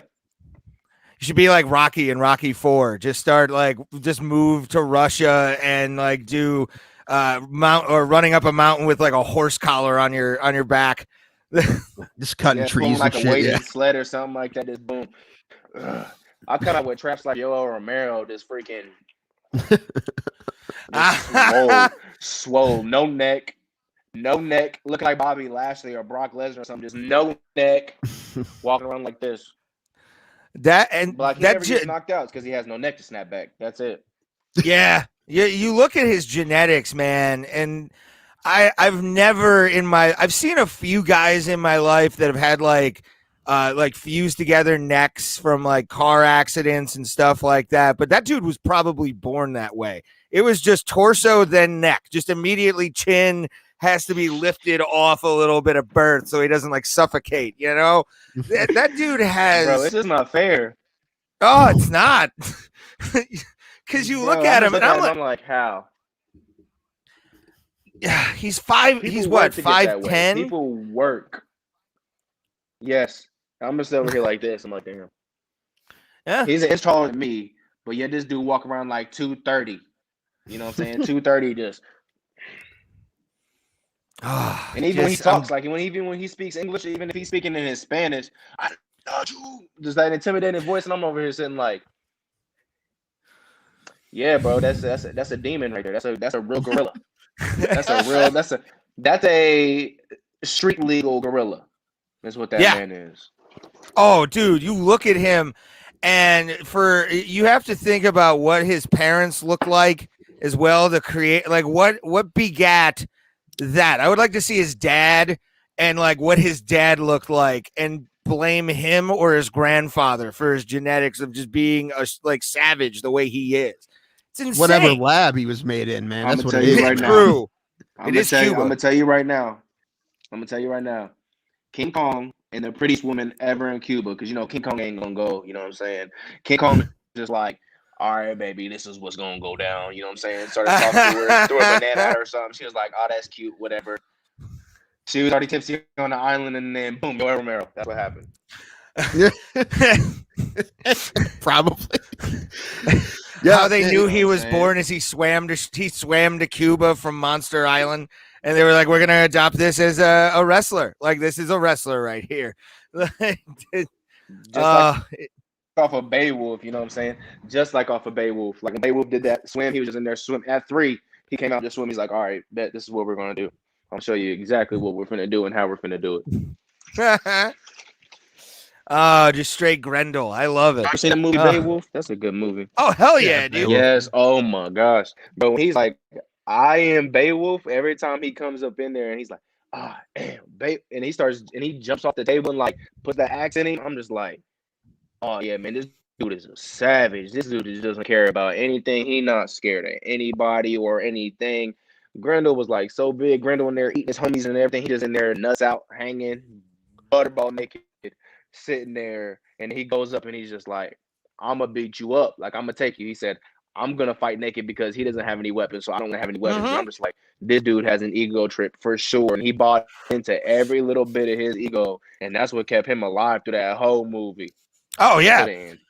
And what I laugh about that too is the actor that played him was Mr. McFly in Back to the Future, and the acting they did with the CGI. Yeah, that was what's his name? Tim, you'd know. Who played George McFly? Oh, what is his name? I can't. Yeah, but he played him. The only reason I know it's Back to That's the how I Future feel is right I've got this lovely Back to the Future action figure I bought today. But yeah, Nice. dude, Crispin Glover, right? Crispin Glover, that's Yeah. it. I didn't even have And to look it up. the way he was in that movie is exactly how, when I would read the story as a kid, it was exactly how I hoped Grendel would be. And he brought it out perfectly, man. Oh. I love that character in that movie. It's nuts. Just snaggletooth, grin up here, deformed head, and everything. I'm not gonna lie to you. Never read the comic or looked at the comic, but the movie went hard. And my mom just rented it one day, like when we was a little kid. Like I was like little. Like I think I was about like 9, 10-ish or whatever when it came out. Maybe a little bit older. I don't know. I was young. And then she rented it, and I was watching. I was sitting here. I was like, oh, because I didn't want to watch. Like, man, we got to watch this. I was like, I think I wanted to watch another movie. And that movie came on. I seen it was like animated cartoon. I was like, my mom's watching this, so this must be an adult cartoon. Now I know I'm not supposed to be watching adult cartoons. Okay, I'm gonna watch it. So I sat there and watched, and I was like, oh, this movie goes hard. Literally watched the movie. The next day, me and all my brothers are playing, and I'm just running down, and I'm just going, oh, I'm jumping off the bed like, I am Beowulf. I'm getting like the vacuum cleaner. I'm getting the vacuum cleaner and extension as my sword. I'm just coming in just like, I'm talking like full tomahawk, and my brothers have swords, but like I'm just getting like full form and just going at it, man. Oh, wild imagination I had back in the day. I'll admit I'm not that big of a reader, but like which surprises no one at all. Surprises nobody. But it's actually an old Norse. It's actually an old Norse myth that's been handed down from like generations and stuff like that. And I will always say this: the actual reading story of Beowulf is way better than the movie, just because it goes into some horrifically graphic detail. Horrifically graphic detail. Yes, I've for high school I had to read. I think it was my senior year. I had to read Beowulf in my English class, and so it was awesome. You been big into video games? Yeah. I'm trying to get back into video games now that I have a day gig. PS4 or Xbox? I'm gonna start. Which one? PlayStation or Xbox? I'm a PlayStation guy. Xbox. Yeah, I'm a PlayStation guy. Respect. I could talk to you fellas. Okay, y'all played the new God of War, the latest one that came out? No, but I've watched a lot of play-alongs, and dude, I love where they went with every single fucking character. Kratos looks like a badass. I love what they did with Baldur. Baldur to me is one of my favorite Norse mythology or Norse gods. I love Norse mythology, bro. So yes, I do too. Fantastic. So like Kratos, I think he was actually, because he's Zeus's son, isn't Kratos? Is Zeus's son, isn't he? So it would be a Greek mythology, wouldn't it? But like in the game, he travels to the Norse, like the Norse, you know what I'm saying, the realm or whatever, and that's when Thor and everybody comes in. Oh my gosh, I promise you, it took me like a week and a half to beat that game. Every time I was off work or doing whatever, boom, boom, boom, boom, I was on it the whole time. Oh, and that movie, because I played the original God of War games when they came out on the PlayStation and loved every single one of them. And when they announced that they were doing this new game and it was going to be set with Norse gods, brother, not only was I excited, but I couldn't wait to see what they did with Thor and to have him. If you haven't played the game, it's been a long fucking time since it came out, and it's great. Oh, what they did with Thor at the end. The first God of War was dope. I think it was a little bit more graphic, like people really shouldn't have did it. I think they made this one a little bit more family friendly-ish, a little bit. Because I remember Kratos was like, when the first God of War came out, Kratos was just like a young gun, you know what I'm saying? Full of vinegar and piss, and was just like, you know what I'm saying, ready to go at anybody. Like he was doing everything, like real gory and everything. And now Kratos in the new one, he's like that OG coach, you know what I'm saying? He's been through it. He wants to chill out. He's not about no violence unless he has to be, but he's a real hard ass. And I like that. I was like, dang. I was like, imagine if that was someone's dad. I was like, you're gonna be the toughest human being on earth just because you got to deal with his BS all the time, and he wants certain stuff done certain way and da da da da. You know what I'm saying? Oh, hell yeah. And I mean, that game. What I loved about that game is it was also created by the dude who made Twisted Metal. So it already had his sense of humor behind it. The original God of War, I love how it can open up with you basically like in a threesome Like you just go into your ship. That's what I'm talking about. Yes. And you get extra life. It immediately charges you up to like the highest level in the game. I was like, that's perfect. Yes, and he's just over there like Kratos just went in there, got him some, and now he's like he's like ready to take on anybody. Bro, think about that. But that's that's a real life thing. Think about that. You with your lady or something, you put in a good round or two, you know what I'm saying? Next thing you know, you're up in the mirror, you're like, oh, I just killed that bad boy. You're over here reflecting in the mirror, like I did that, didn't I, baby? I did that. And if she's a good woman, she'll boost you. Baby, you did it. You did it. You did it. Oh, hell yeah, you know man.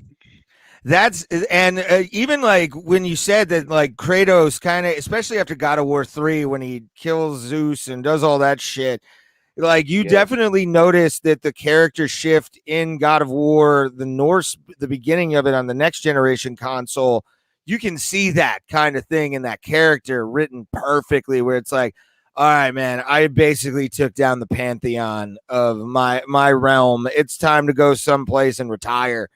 And to have him have to go back and with Freya, I'm trying to think, the twins were hilarious because like they look like bastards in the game, just straight up hard to try and get past, and you needed something to get along. You know, that's I love God of War. It's fantastic.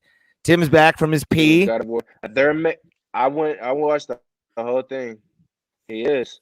He had to pee. That's it. We take pee breaks every once in a while on this show. It happens. And I also had to get more drink and get more drink. Look, Ray, it came. Yay! His webcam came, and mine took a dump today. Sweet. Before you got on, Isaiah. I bought this piece of shit.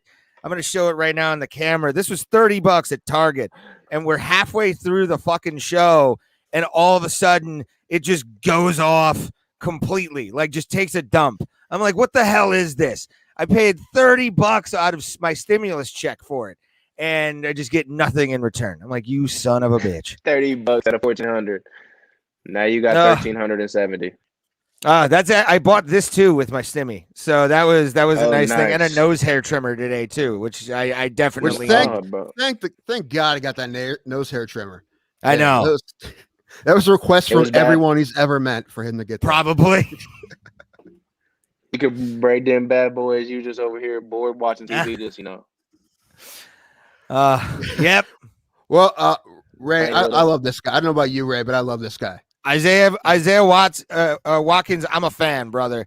Like you're a great guest, a great dude to have on, and we're really excited to have this interview go up, which you can catch on YouTube, Facebook, Twitch, and also we post to everywhere, including Spotify. We're looking for a new place to put our stuff. We appreciate you being on, brother. Tell everybody where they can find you on social media and all the places that you post stuff. Yes, sir. I appreciate you guys for having me. Thank you. You know what I'm saying? This is actually my first podcast I've ever done, first time. So even you guys are taking the time, small amateur like myself, come out and take the time to just talk to me and just, you know what I'm saying, chat with me. And it ain't even about fighting the whole time. So I really appreciate that, getting to know me and stuff like that. Thank you, fellas. But for everybody looking at it, you can follow me on IG at The Fresh Prince MMA. On Facebook, as Isaiah Watkins, will be a picture of me, you know what I'm saying, in a ring in the cage. And then my Snapchat is isw.mma. So you guys can find all that there. I don't use Twitter that much. I probably should help a little promotion, but I don't use Twitter that much. So basically it's IG and Facebook. Once again, IG is The Fresh Prince MMA, and then on Facebook is Isaiah Watkins, and you'll know it when you see it. All right, man. Awesome. Again, man, thanks so much. Hey, you know what? You're doing us a favor too. So, you know, it goes both ways, man. We appreciate having you on. You're a lot of fun. We love to have you back eventually. And good luck Saturday. Thank you guys. Thank you guys so much. You guys have a wonderful time. You too, brother. Thank you for being on once again. Isaiah, the Fresh Prince Watkins. Yes. Thanks, brother. Much appreciated. That was fun. I like it. Hell yeah, man. Great fighter or a great guy, man. I'm happy. Great fighter as well. Yeah. definitely liked the ability to have him on. And also Tim, we can go on record right now and say he actually did not cut out that much. We've had in the past. Yeah, he did pretty well. Yeah. Just keep talking. I'm trying to mess with my camera right now. All right, Tim's gonna get into HD. I'm gonna see something. And no, I mean I can hear you. I'll just move my camera a little bit so I can try to plug my. Yeah, I'm gonna try and plug mine in and see if it fucking works this time. Probably not. I can't believe this thing just shit out on me like that. That's like fucking. Yeah, it just didn't work. Did not work. I almost had it, and I'm trying to jiggle it. I'm doing some IT shit to try and do it. You're just joining us. We just had Isaiah Watkins on, the Fresh Prince. Go check him out. Fresh Prince MMA. He's a fighter out of Indianapolis, Indiana, and definitely a guy that I'm looking forward to seeing fight in the near future as well. And he was great. It was a lot of fun to see him. He's a fun guy. He's hilarious. Oh, they cut your mic cut off, your actual other mic for your webcam. Oh, you're still doing that. All right. I'm going to try and do something. We're doing technical issues. We're doing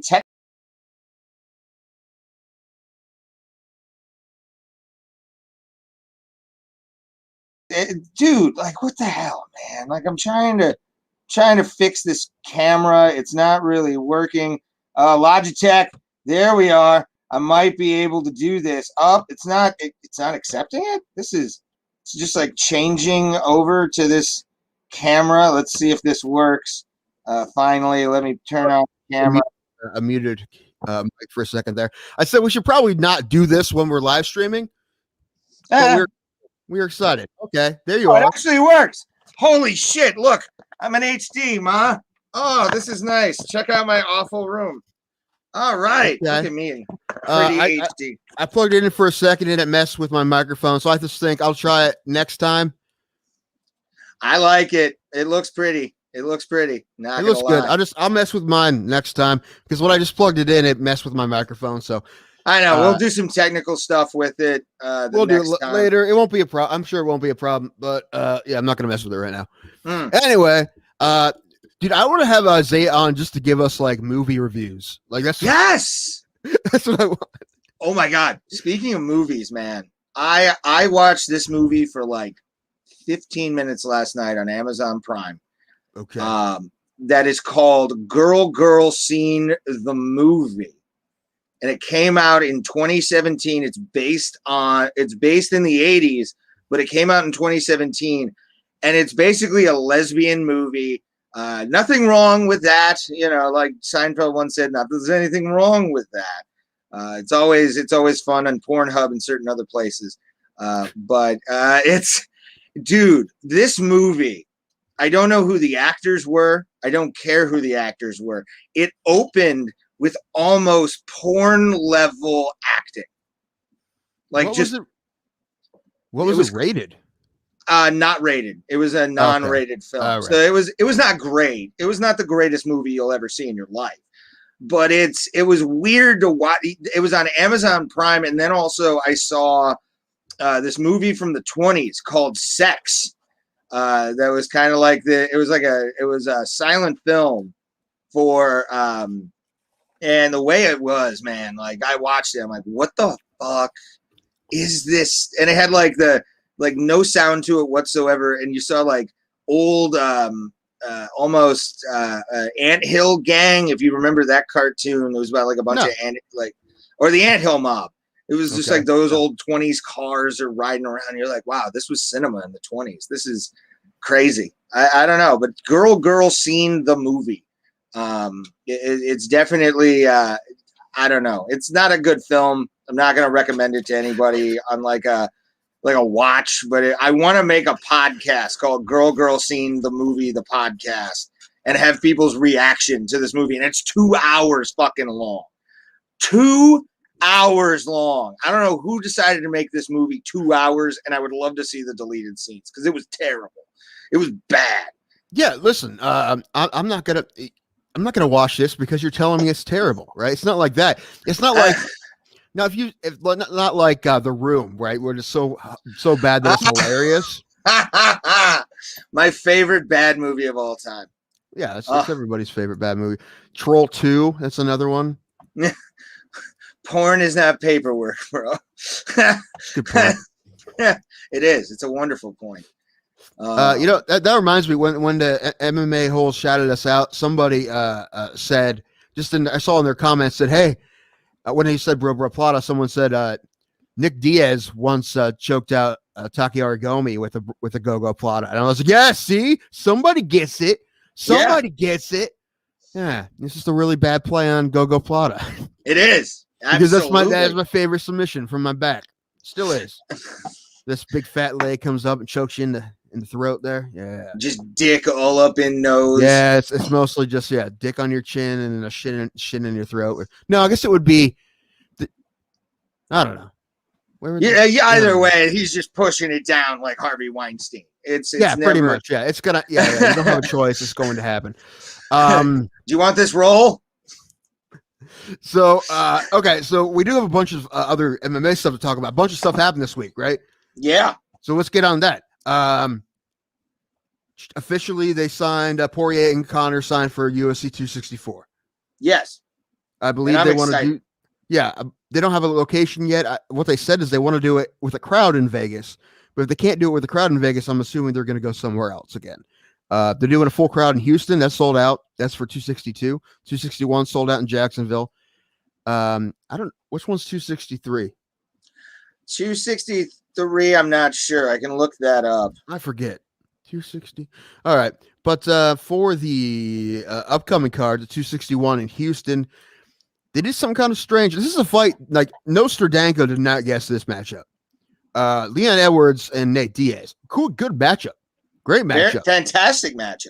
Didn't expect it, but great matchup.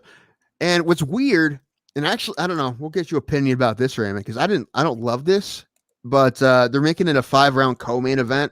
Uh-huh. That's weird. I don't hate that the fight is 5 rounds. I just think it sets a weird precedent. Now it's going to be a whole thing, right? Now that they're doing that, they're going to have fights. They're going to have to, is it going to be a 3-round or a 5-round? Why is this one a 3-round, not a 5-round? All that, it's going to be a whole thing. And I think it's going to be another negotiating thing, and it might be a pain in the ass. I mean, number one, this is not going to be the last time this happens, guaranteed. I mean, they're opening the floodgates, right? They're breaking the seal on this. Once they do this, it's going to happen all the time, right? So, what makes a fight that should be a 3-round or a 5-round? Like what goes into that? I think it's going to be a whole thing now. Honestly, I think it should. I'm not a big fan I'm not a big fan of the fact that this is a 5-round co-main and it's not for a belt. It's not for anything. Mm-hmm. It's not even for a fucking medal. It's just Nate Diaz is coming back, and which is great.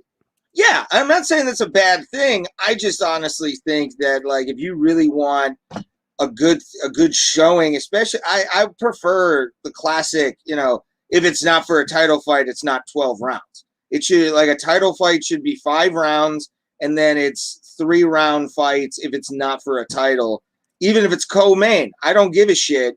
But I think, honestly, Nate asked for this because he wants to – he probably put it in his contract because of the fact he does ultra marathons. He's talking shit and being like, I can do 5 rounds right now.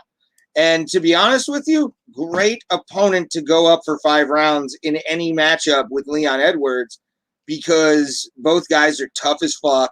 Nate is a guy who will be able to possibly take down Leon Edwards and make a ground game out of it. But Leon, I think, is prepared as well for a 5-round fight. Do I think it's cool? No, I don't like the fact that it's a 5-round co-main event. Should be 3 because it's not for a belt. So what was I see a comment. I love this comment. This is my favorite comment right here. The last one. That you should have more subs. Yeah, that's a good one. Share us out.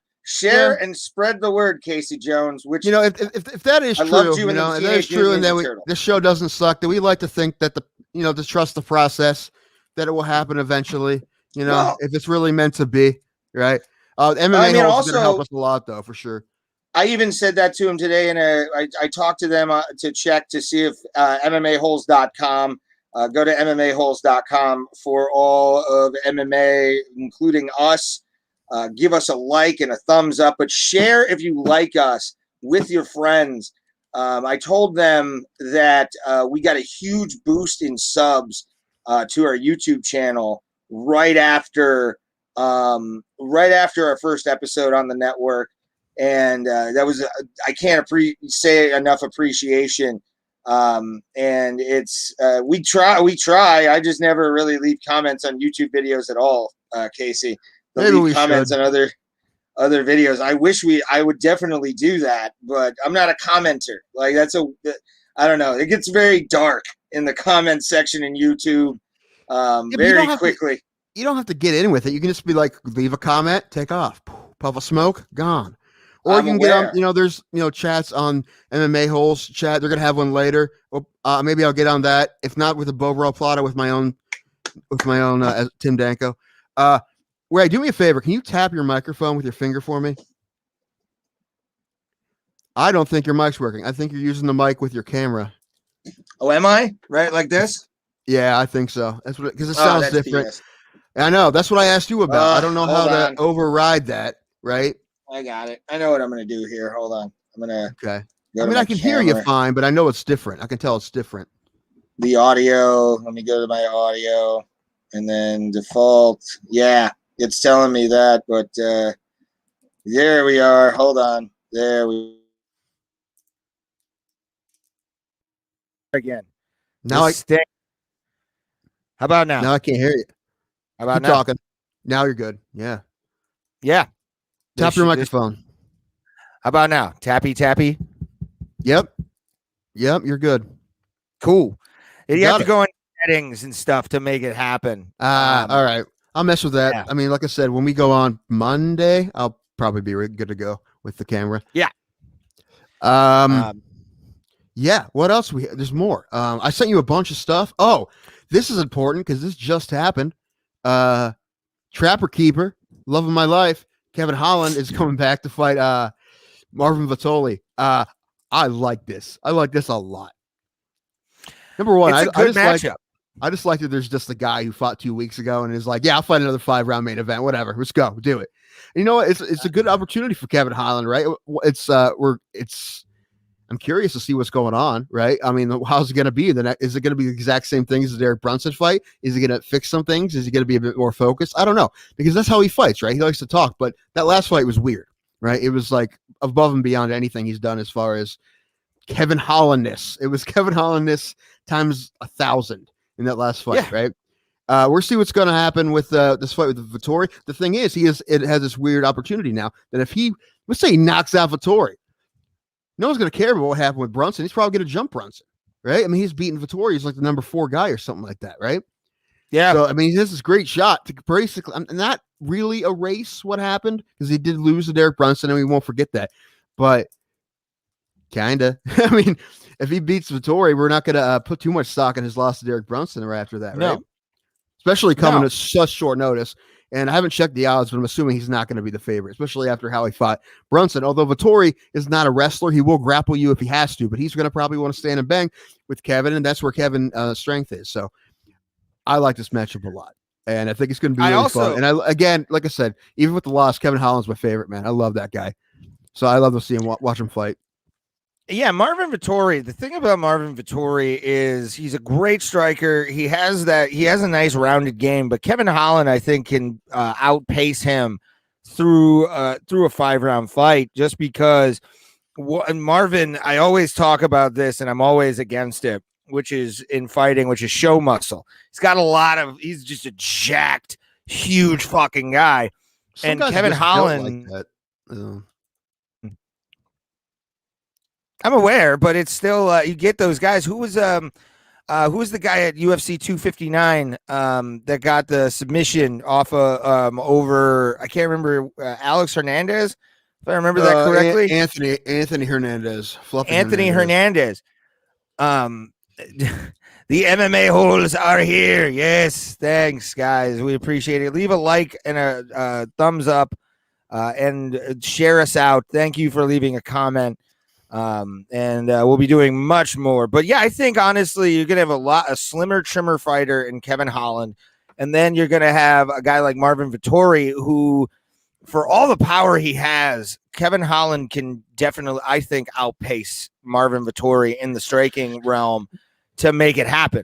What do you mean, the cardio wise? Like, based on what? Like, what have you seen from Vettori thinking that that's not going to happen? I mean, just because he has muscle, you're just assuming that he's going to gas out? He hasn't gassed out before, I'm fully aware, but a guy like Kevin Holland will keep a pace on you that not a lot of fighters can do. Kevin Holland likes that forward pressure, and when you're moving backwards on a guy, when you're moving backwards all the time, it does affect your cardio. I love Kevin Holland, but I don't think that's going to be a problem for Vettori at all. I don't think if he gets beat, it's not going to be because of cardio in any way, shape, or form. I mean, that's true. But again, I look at like a couple fights where guys have been moving backwards, and I think Vettori will be moving backwards for most of this fight on Kevin Holland's pressure. I really do. So I got Kevin Holland winning this fight. He doesn't really do that much. I mean, listen, maybe I would have Kevin Holland winning this fight if he had if he wasn't taking it on how many days notice? A few, right? This week, right? So, and he's done this before. Oh, he has a week. He has a week, but but not a 5-round fight against Marvin Vettori. You never know, dude. You never know. It could happen. I see Kevin Holland winning this pretty easily, to be honest with you. I see Marvin Vettori get knocked out by Kevin Holland. It's happening. I would love to see that happen. I'm a huge Kevin Holland fan, but I don't think it's going to happen. Not like that. I still need to buy you that fucking Trapper Keeper. I would. Yeah, right. That guy's name is written all over my Trapper Keeper. Kevin Holland with hearts and gel pen and those weird asses. That's my Trapper Keeper because I'm in love with this guy. I love Kevin Holland. He's the man. Ever since he knocked out Joaquin Buckley, he's been my dude.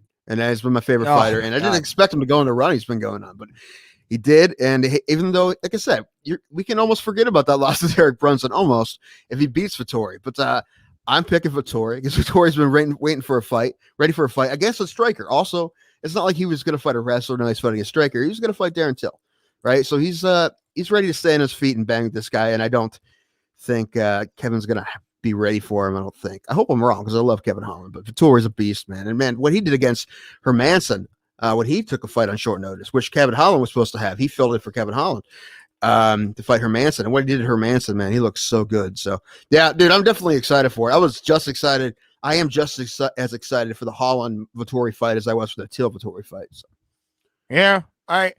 I look at it as more or less this fight is kind of a bellwether or a real highlight fight for both guys, especially with the runs that they've been going on recently.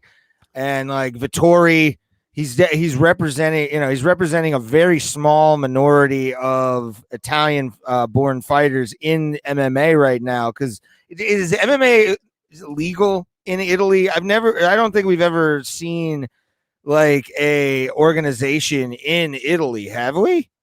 I don't know. I have no idea. Because France recently just made or made it legal, right? No, what wasn't Bellator supposed to go do cards in Madrid or something? So I think they do have it. I'm not sure though.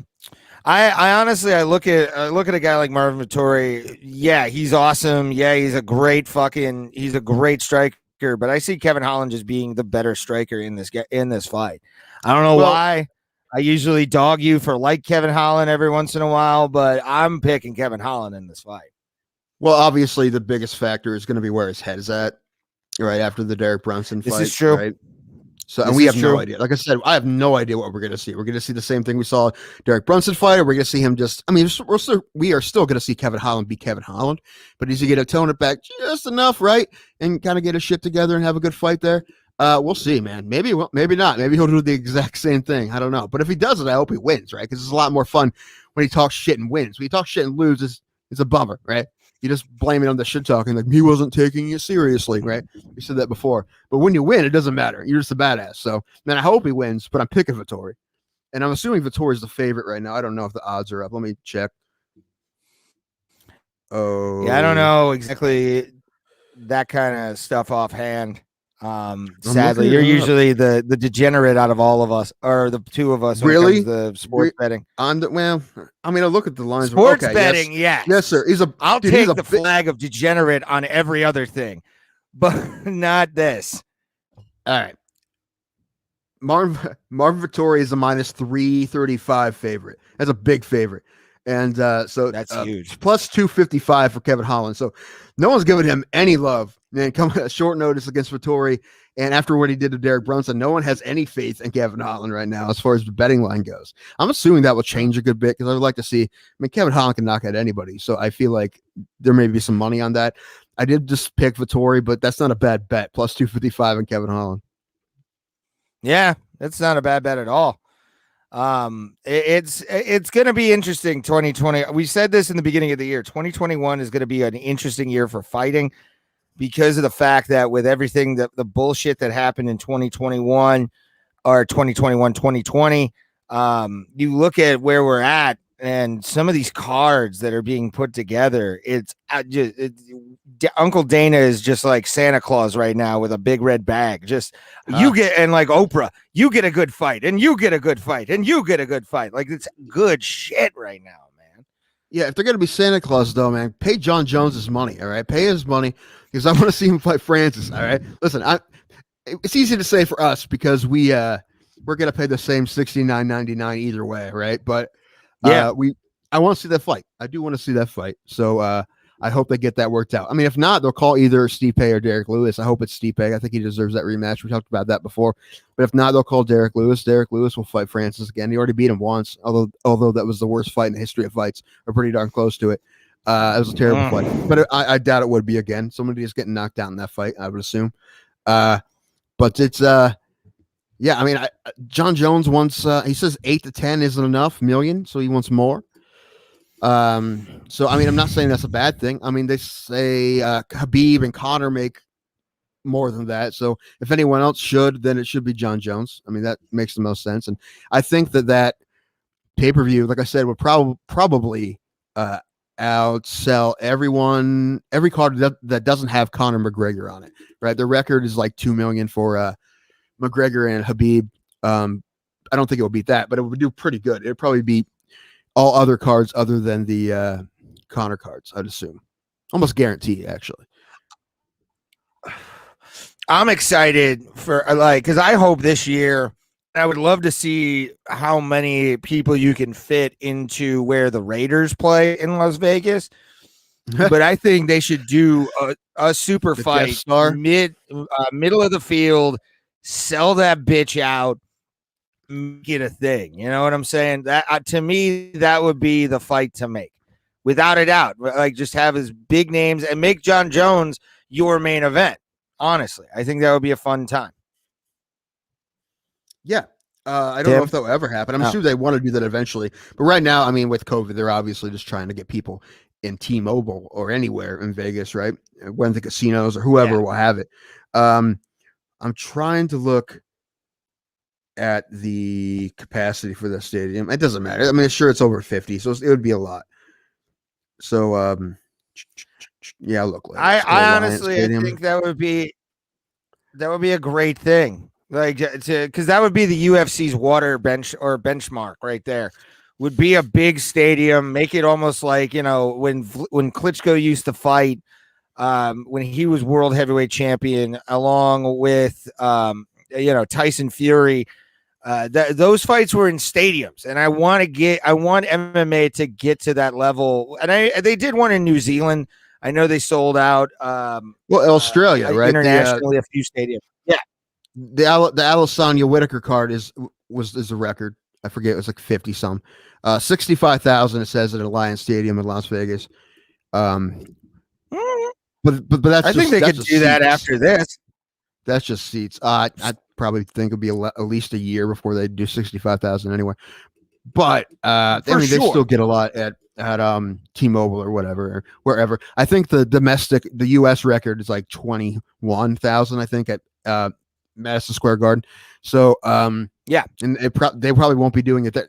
It doesn't matter. I mean, no matter where they are, they're going to probably find a big place and put it there. That fight would sell out in Wyoming or anywhere. I don't know. I'll just pick a place. Morgantown. Well, Morgantown's a decent city, so I don't know. Anyway, Juneau, Alaska. I think it's sell out. Oh my God, let's go to Nome. Let's make Nome, Alaska. Sure. Put that on and have let's go to Mystery. There's always, they beat the New York Rangers. Why not have? No, they did not beat the New York Rangers, man. They played them tough. They lost. You forget. Oh yeah, it's been a while since I watched the 30 for 30 on the Mystery Alaska Boys. Mystery Alaska. Hey, I like that movie. It's a good movie. What to me as a hockey player, you cannot tell me Russell Crowe knows how to skate. I'm sorry, you cannot tell me probably that not. man just knows well enough. Yeah. Even then, I watched the first 2 episodes. I watched the first 2 episodes of Mighty Ducks Game Changers last night. How was it? I'll let you know when I watch more of it. I don't. It's. I mean, it's definitely. We didn't expect it to be as good as the movies, or especially the first movie, but it's all right. I don't really like what they're doing with Emilio so far. They make him just kind of like a curmudgeon. He's like all washed up, and he runs like a really crappy ice rink. Like he was a lawyer, man. Like there hasn't been one DUI yet. No one's got a DUI, so that's a bummer, right? He hasn't. Right? There's no mention of the Oreo line, which was I watched that. I'm like, oh man, that was a rough line there for 1992. Mighty Ducks. Oh God, I need nothing like that. I need to say that like I want to watch it, but I'm gonna wait until I'm gonna binge it. Like to me, that has to be like a binge watch kind of show. I really hate what Disney's doing. I understand it. It makes sense, but I really wish they would just dump everything at once so I can binge it like everything else. All right. I don't like waiting. I watched the new Falcon Winter Soldier. How do you like it so far? Again, I wish they were just movies, or they just put them all at one. I don't know. But it's fine. It's good. Same thing with WandaVision. It's fine. It's good, but I like the movies better. But I mean, I like the story. I like what's happening, but is what it is. I mean, especially since in episode 2, I don't think they should have brought old Cap already. Like to me, seeing old Captain America was just ridiculous. Right, in tighter spandex than he usually wears. That's weird. Yeah, I mean his veiny old arms. How dare they put that product out when they haven't even established who the power broker is? Like, how dare you, sir? However, you know what I did think was cool? That they made his walker out of vibranium. That's pretty cool. It's adamantium now, sir. It's adamantium. They've already introduced adamantium. It's a real thing. And I'm excited to see the X-Men because they were already saying Omega Red might be on next week's episode. If you don't know this stuff, people, we're not going to tell you. Or we're going to tell you spoilers. We're going to give you spoilers on this show because we're dicks. That's why. Yeah, everyone's saying because Disney Plus is pushing so hard for synergy right now. Emilio Estevez is the power broker. That's what I'm hearing. I don't know if it's confirmed. That would be great. Go take them to Bombay. That would be awesome. Then Charlie shows up and like misses the shot at the end. He's just trying to get the like real power broker because obviously Bombay was not the power broker, for God's sake. What? I don't know. We're giving fake spoilers and you just totally ruined. Spoil it all, bro. We're not. That's the thing. We're giving fake ass spoilers because we're fun. Although Ray would, and Ray's done it to me before, man. My God, people got Mandalorian for me during the Mandalorian. Dude, I was legitimately pissed. That's why I grounded you from my account. I was drunk. All right, it's because I was drinking enough Jack and Coke. Even drunk Ray should know not to spoil shit on Facebook. I know. Yeah, you took that away from me, bro. I just got too happy that Mace Windu showed up on the Mandalorian. Like it was. To see Samuel L. Jackson's burnt body was fantastic. Like I loved it. I just got a message from Broken Endress now because I asked him the other day if he wanted to be on, and now he's texting me. So maybe we can try to have him on Monday. Oh yeah, we love to have Broken. We just had his opponent coming up very soon for. I want them both to win now. Yeah, I like them both. It's an Dude, amateur fight. They'll both learn lessons either way, right? For sure. And I mean, again, we've gotten to know Brogan through this show. Go check out that interview on our multitude of audio. And I think audio because somebody never put the video up. I still haven't. And I'm actually, after this podcast, I'm leaving to go down to the Funny Stop right afterwards because it takes me an hour to get there. But go check out Brogan Enders episode on Spotify, Apple Podcasts, wherever you get podcasts. I'm going to be doing an Easter dump tomorrow. The Easter Bunny will be. I've heard that before. Well, it's a holiday, so I have to be right. Otherwise, the kids get completely sad in front of the tree. Like what? How do you not? We have fans the tree, now. The Easter tree. The Easter tree, yes. That's where the Easter Bunny shits out all the eggs. Like you didn't know that? You didn't know that's where our parents got Easter eggs? They found the tree, the Easter tree, and made it a thing. Like it was immediately I found the Easter tree one year, and then the Easter Bunny hit me for it. How about that? Tim Danko? I got beaten up by the Easter Bunny at 7 because I found his tree where he takes shits. I stopped paying attention, which I realized what you're saying was complete nonsense. I was reading other stuff. But okay, whatever you say is true. That's what I do when Ray starts getting in a tizzy and some sort of argument. I just say, "Okay, Ray, you're right, Ray. I'm sorry," and that's it.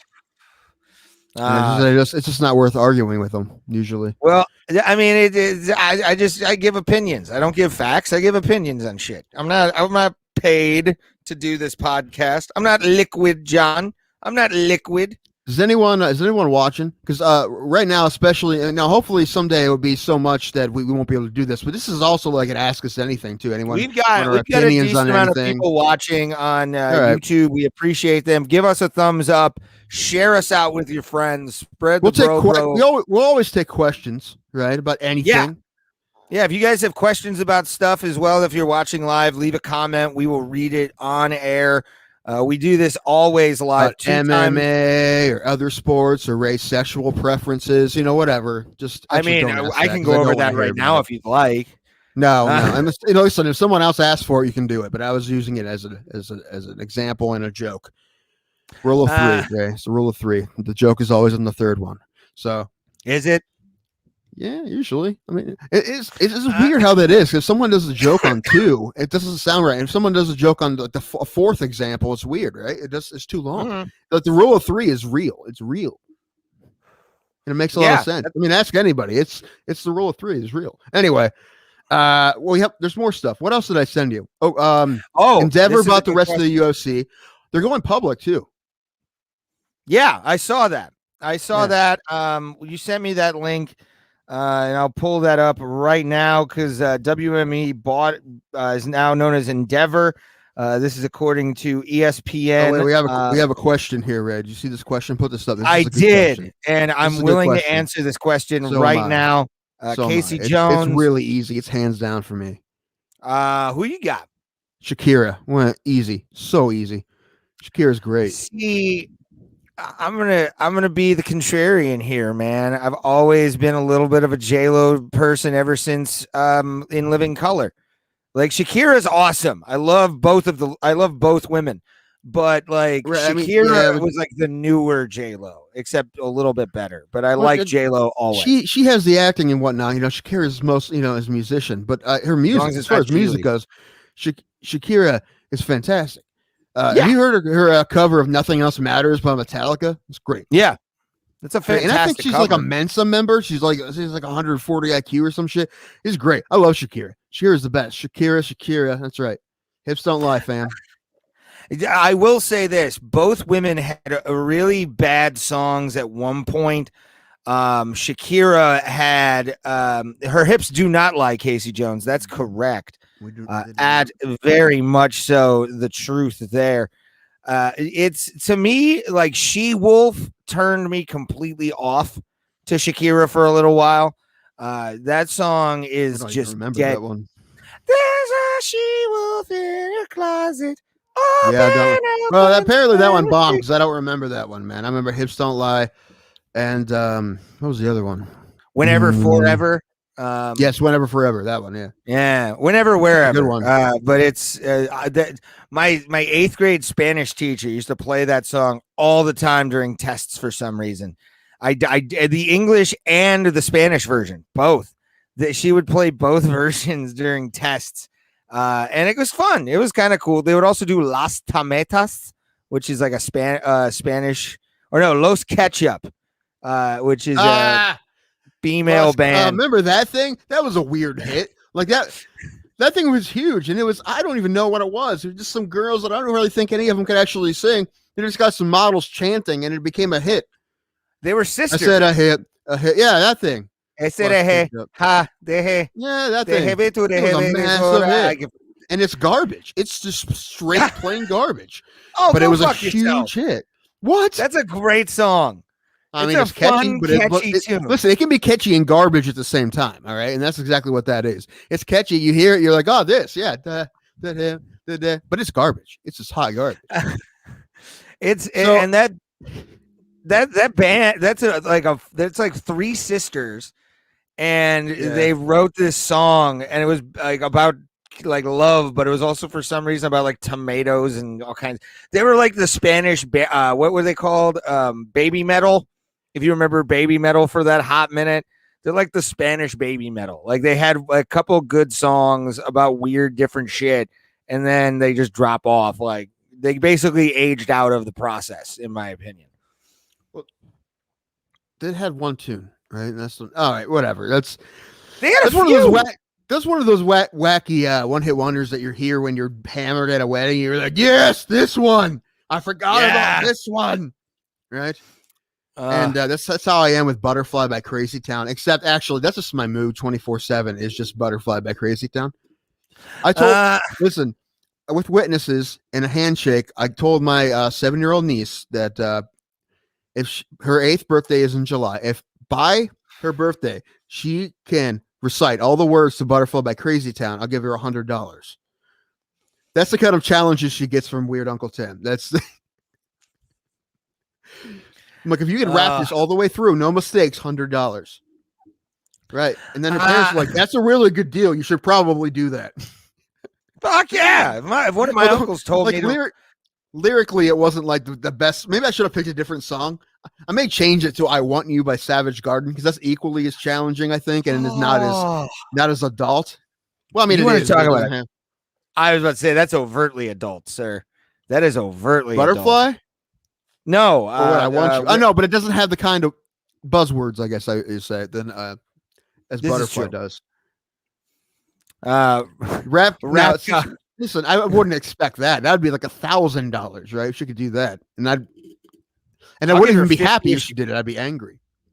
I'll give her $50 to fucking remember or memorize the lines to Rap Devil, because it's a better song. That's just me. I don't like Eminem. It goes back to my Juggalo days, which still technically haven't ended. You're still you do Faygo and Rite Aid vodka all the time. So Faygo doesn't really mix well with vodka. I've noticed that. Like I've tried when I have like $7 to like for like 2 liters and like and a bottle of gas station vodka. Like they don't mix well. Shit in shit does not make great things. Good things are like proper 12 and anything, and like ginger ale. I've been drinking a lot of those lately. That's actually pretty good. That reminds me of an idea I had, and I think we have to wait till we get more listeners and more people tuning into the live streams. But we're gonna do a buy us a shot show that I would just like we'll do a shot for every like couple bucks, donate it to the cause. And I really hope that we get it gets to be a problem. That's what I'm hoping. But I don't want to do it now because I don't want it to be really sad where maybe we get one from someone who knows us and they feel bad for us. Like I don't want to do it yet, right? No. Eventually we'll do it. It's a fun, like I want to do weird wacky shows where we like have drunk shows where we like watch old MMA most shows are drunk shows for me, but this is true. Well, I never start drunk, right? I usually just start, I start when we start drinking when we start podcasting. Excuse me. So my pee breaks are also good at drink breaks. This comment right here. This comment right here. Okay. We need I to start love doing the them. show in full makeup. No, Have you done the Juggalo no. makeup before? No, because I Oh. did never like get into that. I wear to the t-shirts. I have a JCW t-shirt downstairs for Juggalo Wrestling. I have a bunch of other t-shirts that are ICP related, but like I never understood the face paint. A lot of people do it. A lot of people have fun with it. I actually have a joke in my act where I talk about being a reformed Juggalo, so I don't have to wear those things. And then it's I had to go through Juggalos Anonymous to get it, and that program was called House Arrest. So it's definitely my thing. Show bomb, everyone. Show bomb. We have show bombs on this show. I want to kind of talk about. Go ahead. We were talking about Endeavor, right? And the going public. I was going to ask you if you were going to buy a share just like as a fan, so you can just have it and like a certificate behind you to say that you own a share of the UFC. I would do it. I would. A lot of people would do it probably, and it won't be cheap either. I'm sure that's going to open up pretty big. Yeah. Yeah, that's why I'd probably buy some options before I would do anything. That way, once like the flood starts, you can cash out within a day and make a decent amount of cash off of it. Hopefully, though, it's and I have the story right here, and it's from Mark Raimondi. Endeavor, already a majority owner of the UFC, agrees to take full control of the promotion. Endeavor, the powerhouse Hollywood entertainment company, has agreed to 100% ownership of the UFC, according to filings Wednesday with the Securities and Exchange Commission. We all know the SEC can be a bunch of motherfuckers.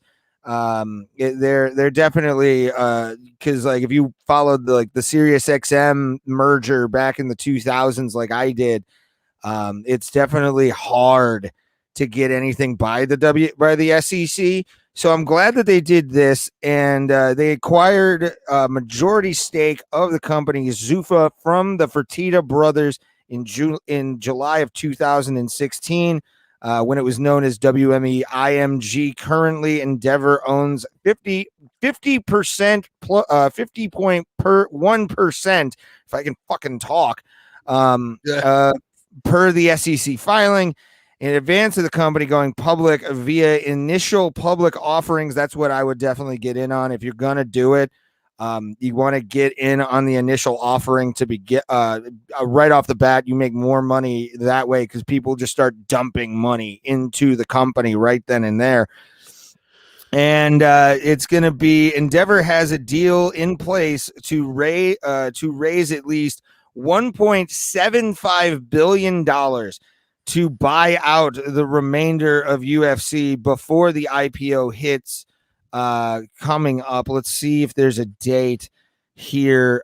Endeavor reported a 65 blah blah blah. Nope, does not say when it goes on sale. But Endeavor reported a $625 million loss on a $3.5 billion revenue for 2020. So they lost some cash on this, especially since it's right. Who didn't in 2020? Yeah, everybody. I mean, that's the thing. Well, sports wise, everybody lost money.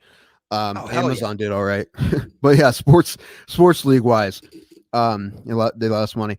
Yes. Comment from DRES. IPAs are also gold. I believe that too, but IPO is gold, especially this initial public offering. It's going to be straight gold. But I think a lot of people, fans like us, I don't know if I'll do it or not. I don't know what the opening price is going to be, but I'm sure some people will just buy like souvenir stocks, right? Just so they can have a certificate, right, to say they own a stock in the UFC. That'd be neat to have, right?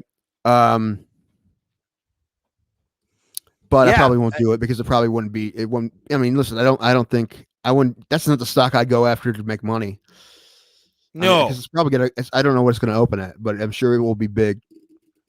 One of my biggest regrets ever is not buy. I was gonna do it in 2018. I was gonna buy WWE stock when it was $35 a share, and once they announced that they were going to in late 2018, early 2019, the stock of the fucking company went from 35 to like 100 in 2 weeks. And I still to this day regret not buying shares in WWE and then selling them off once they were at 95. I could have made some cash off that.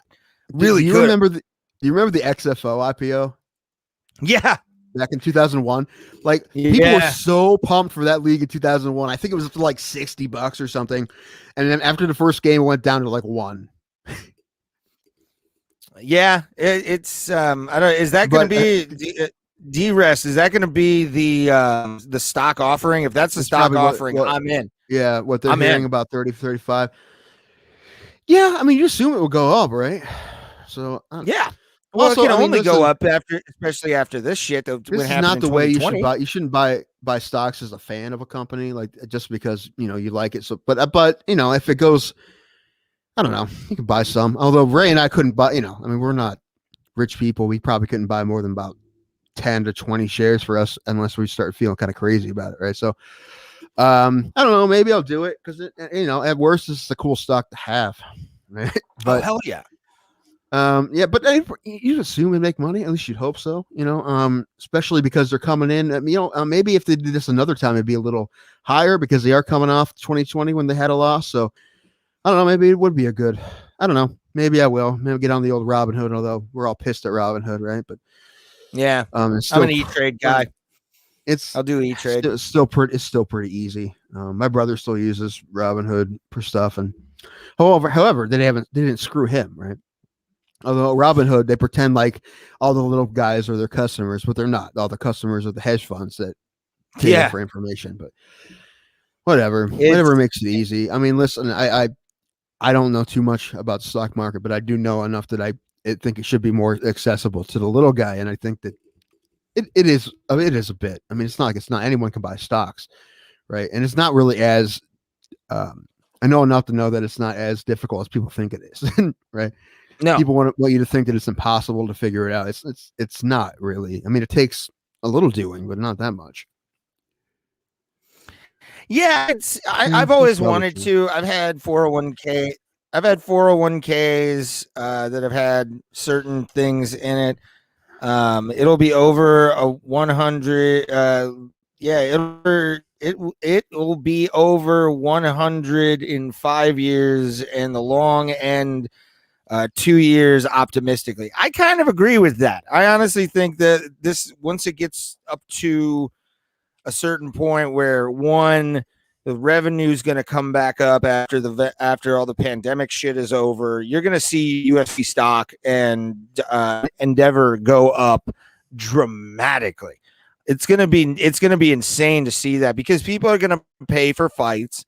People are going to go, every time a house out, that's going to add to the bottom line, and it's going to bring up profitability a lot more over the long term. And I think you're going to see a good spike for the first year, and then it's going to kind of tap out at one point and then come back up when you get like some bigger crowds and stuff like that.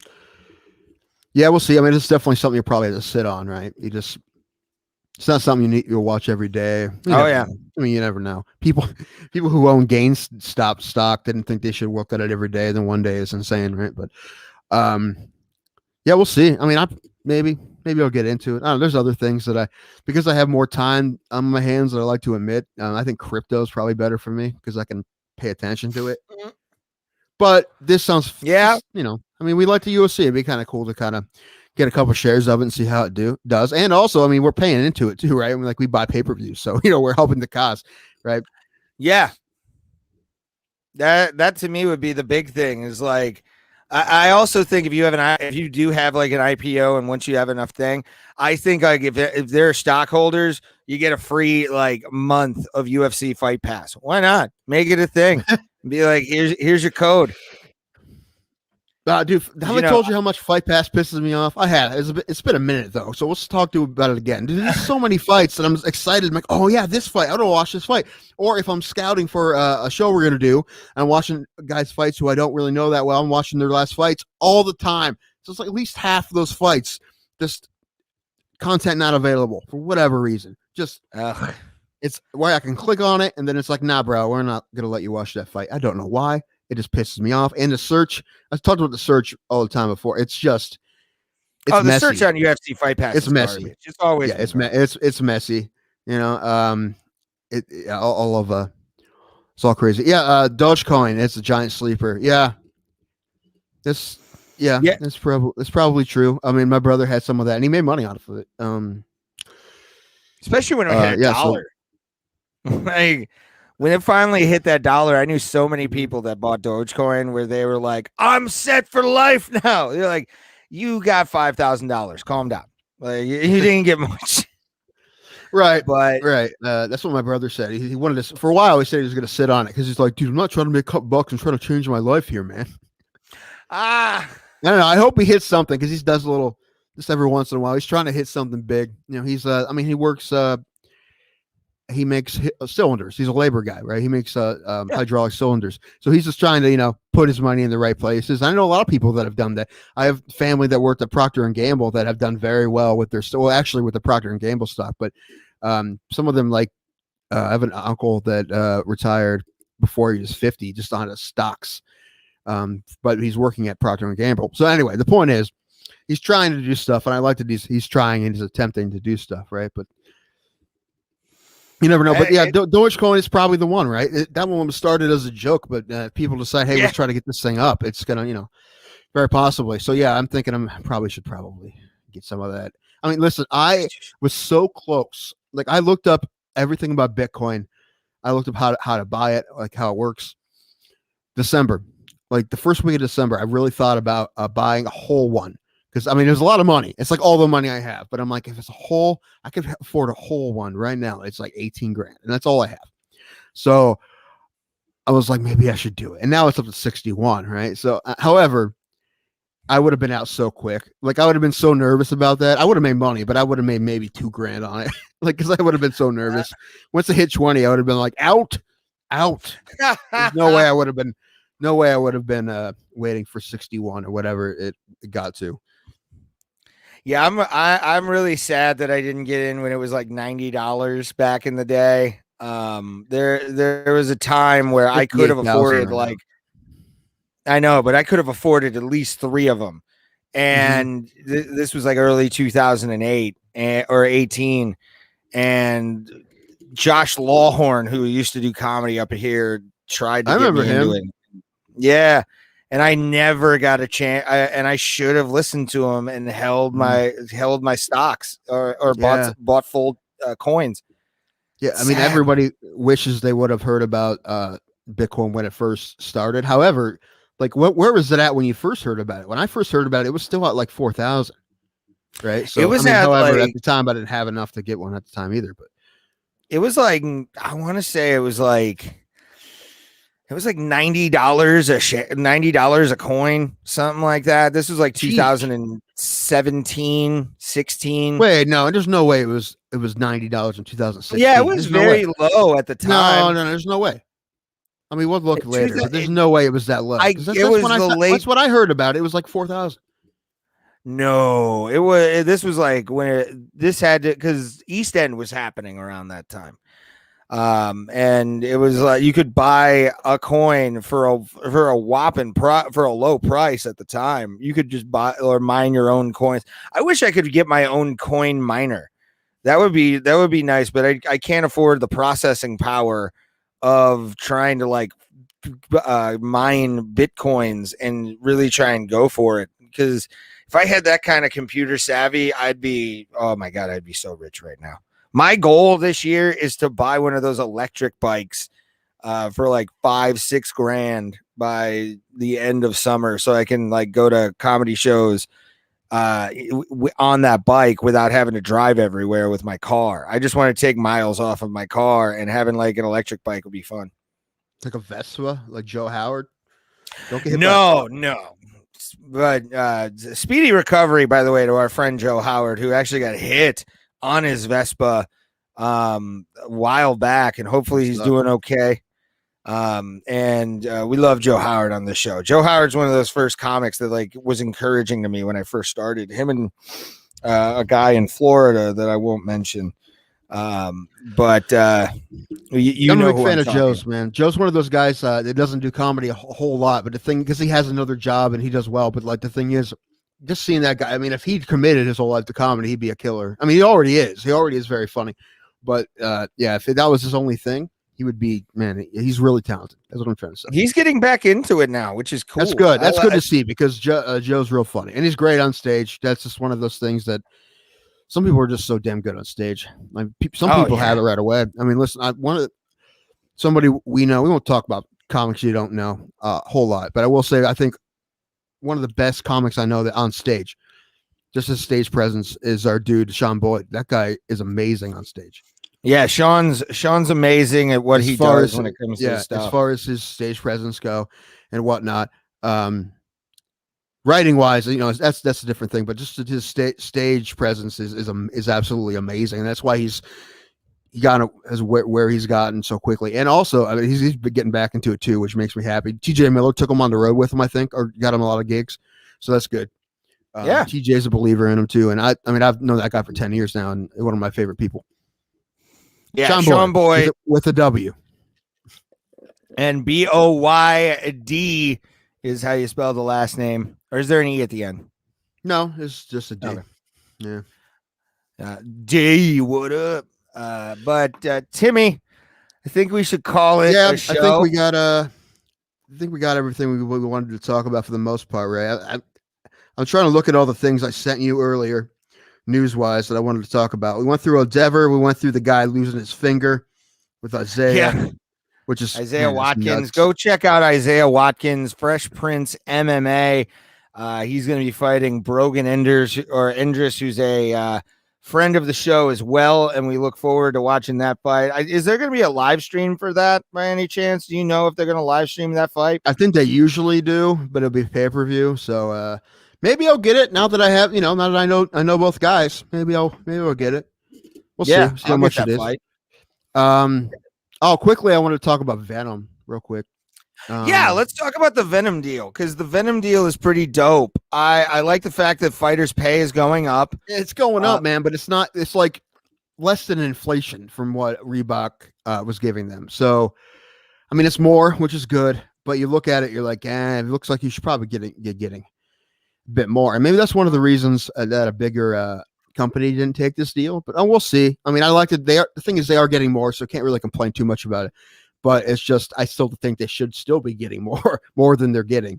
But it was more than Reebok was giving them. And Reebok's a dying company, or has been for a long time. So, or a dead company, if nothing else. I mean, what do they even make anymore? I don't know.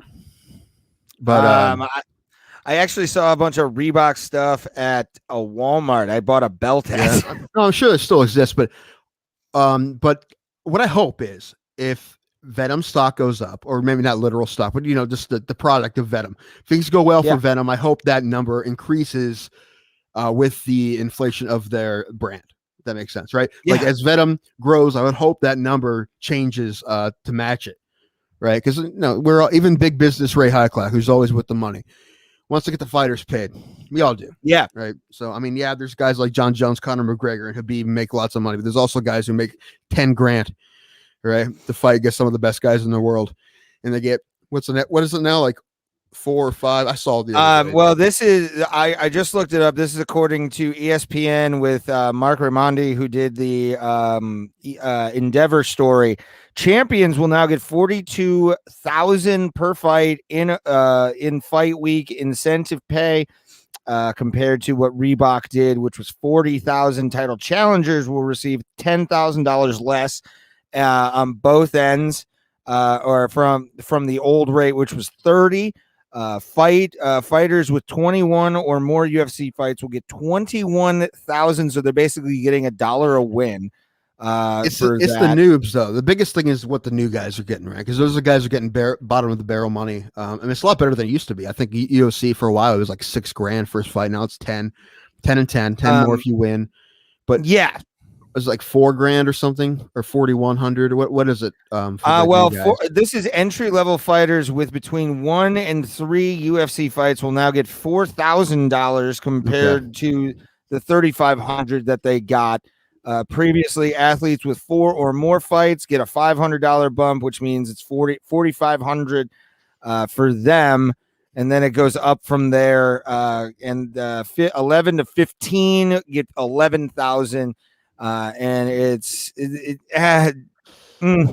it does suck at the fact that it's not a lot more money, but Well, give it yeah, time. I mean, it's the biggest thing I look at is the new guys, right? With the new, especially because when they signed this deal with Reebok and now Venom, what that did is that took away from their sponsors. They were getting, their shorts look like NASCARs, right? They had all these sponsors. They were getting tons of money, and a lot of those guys needed that money, right?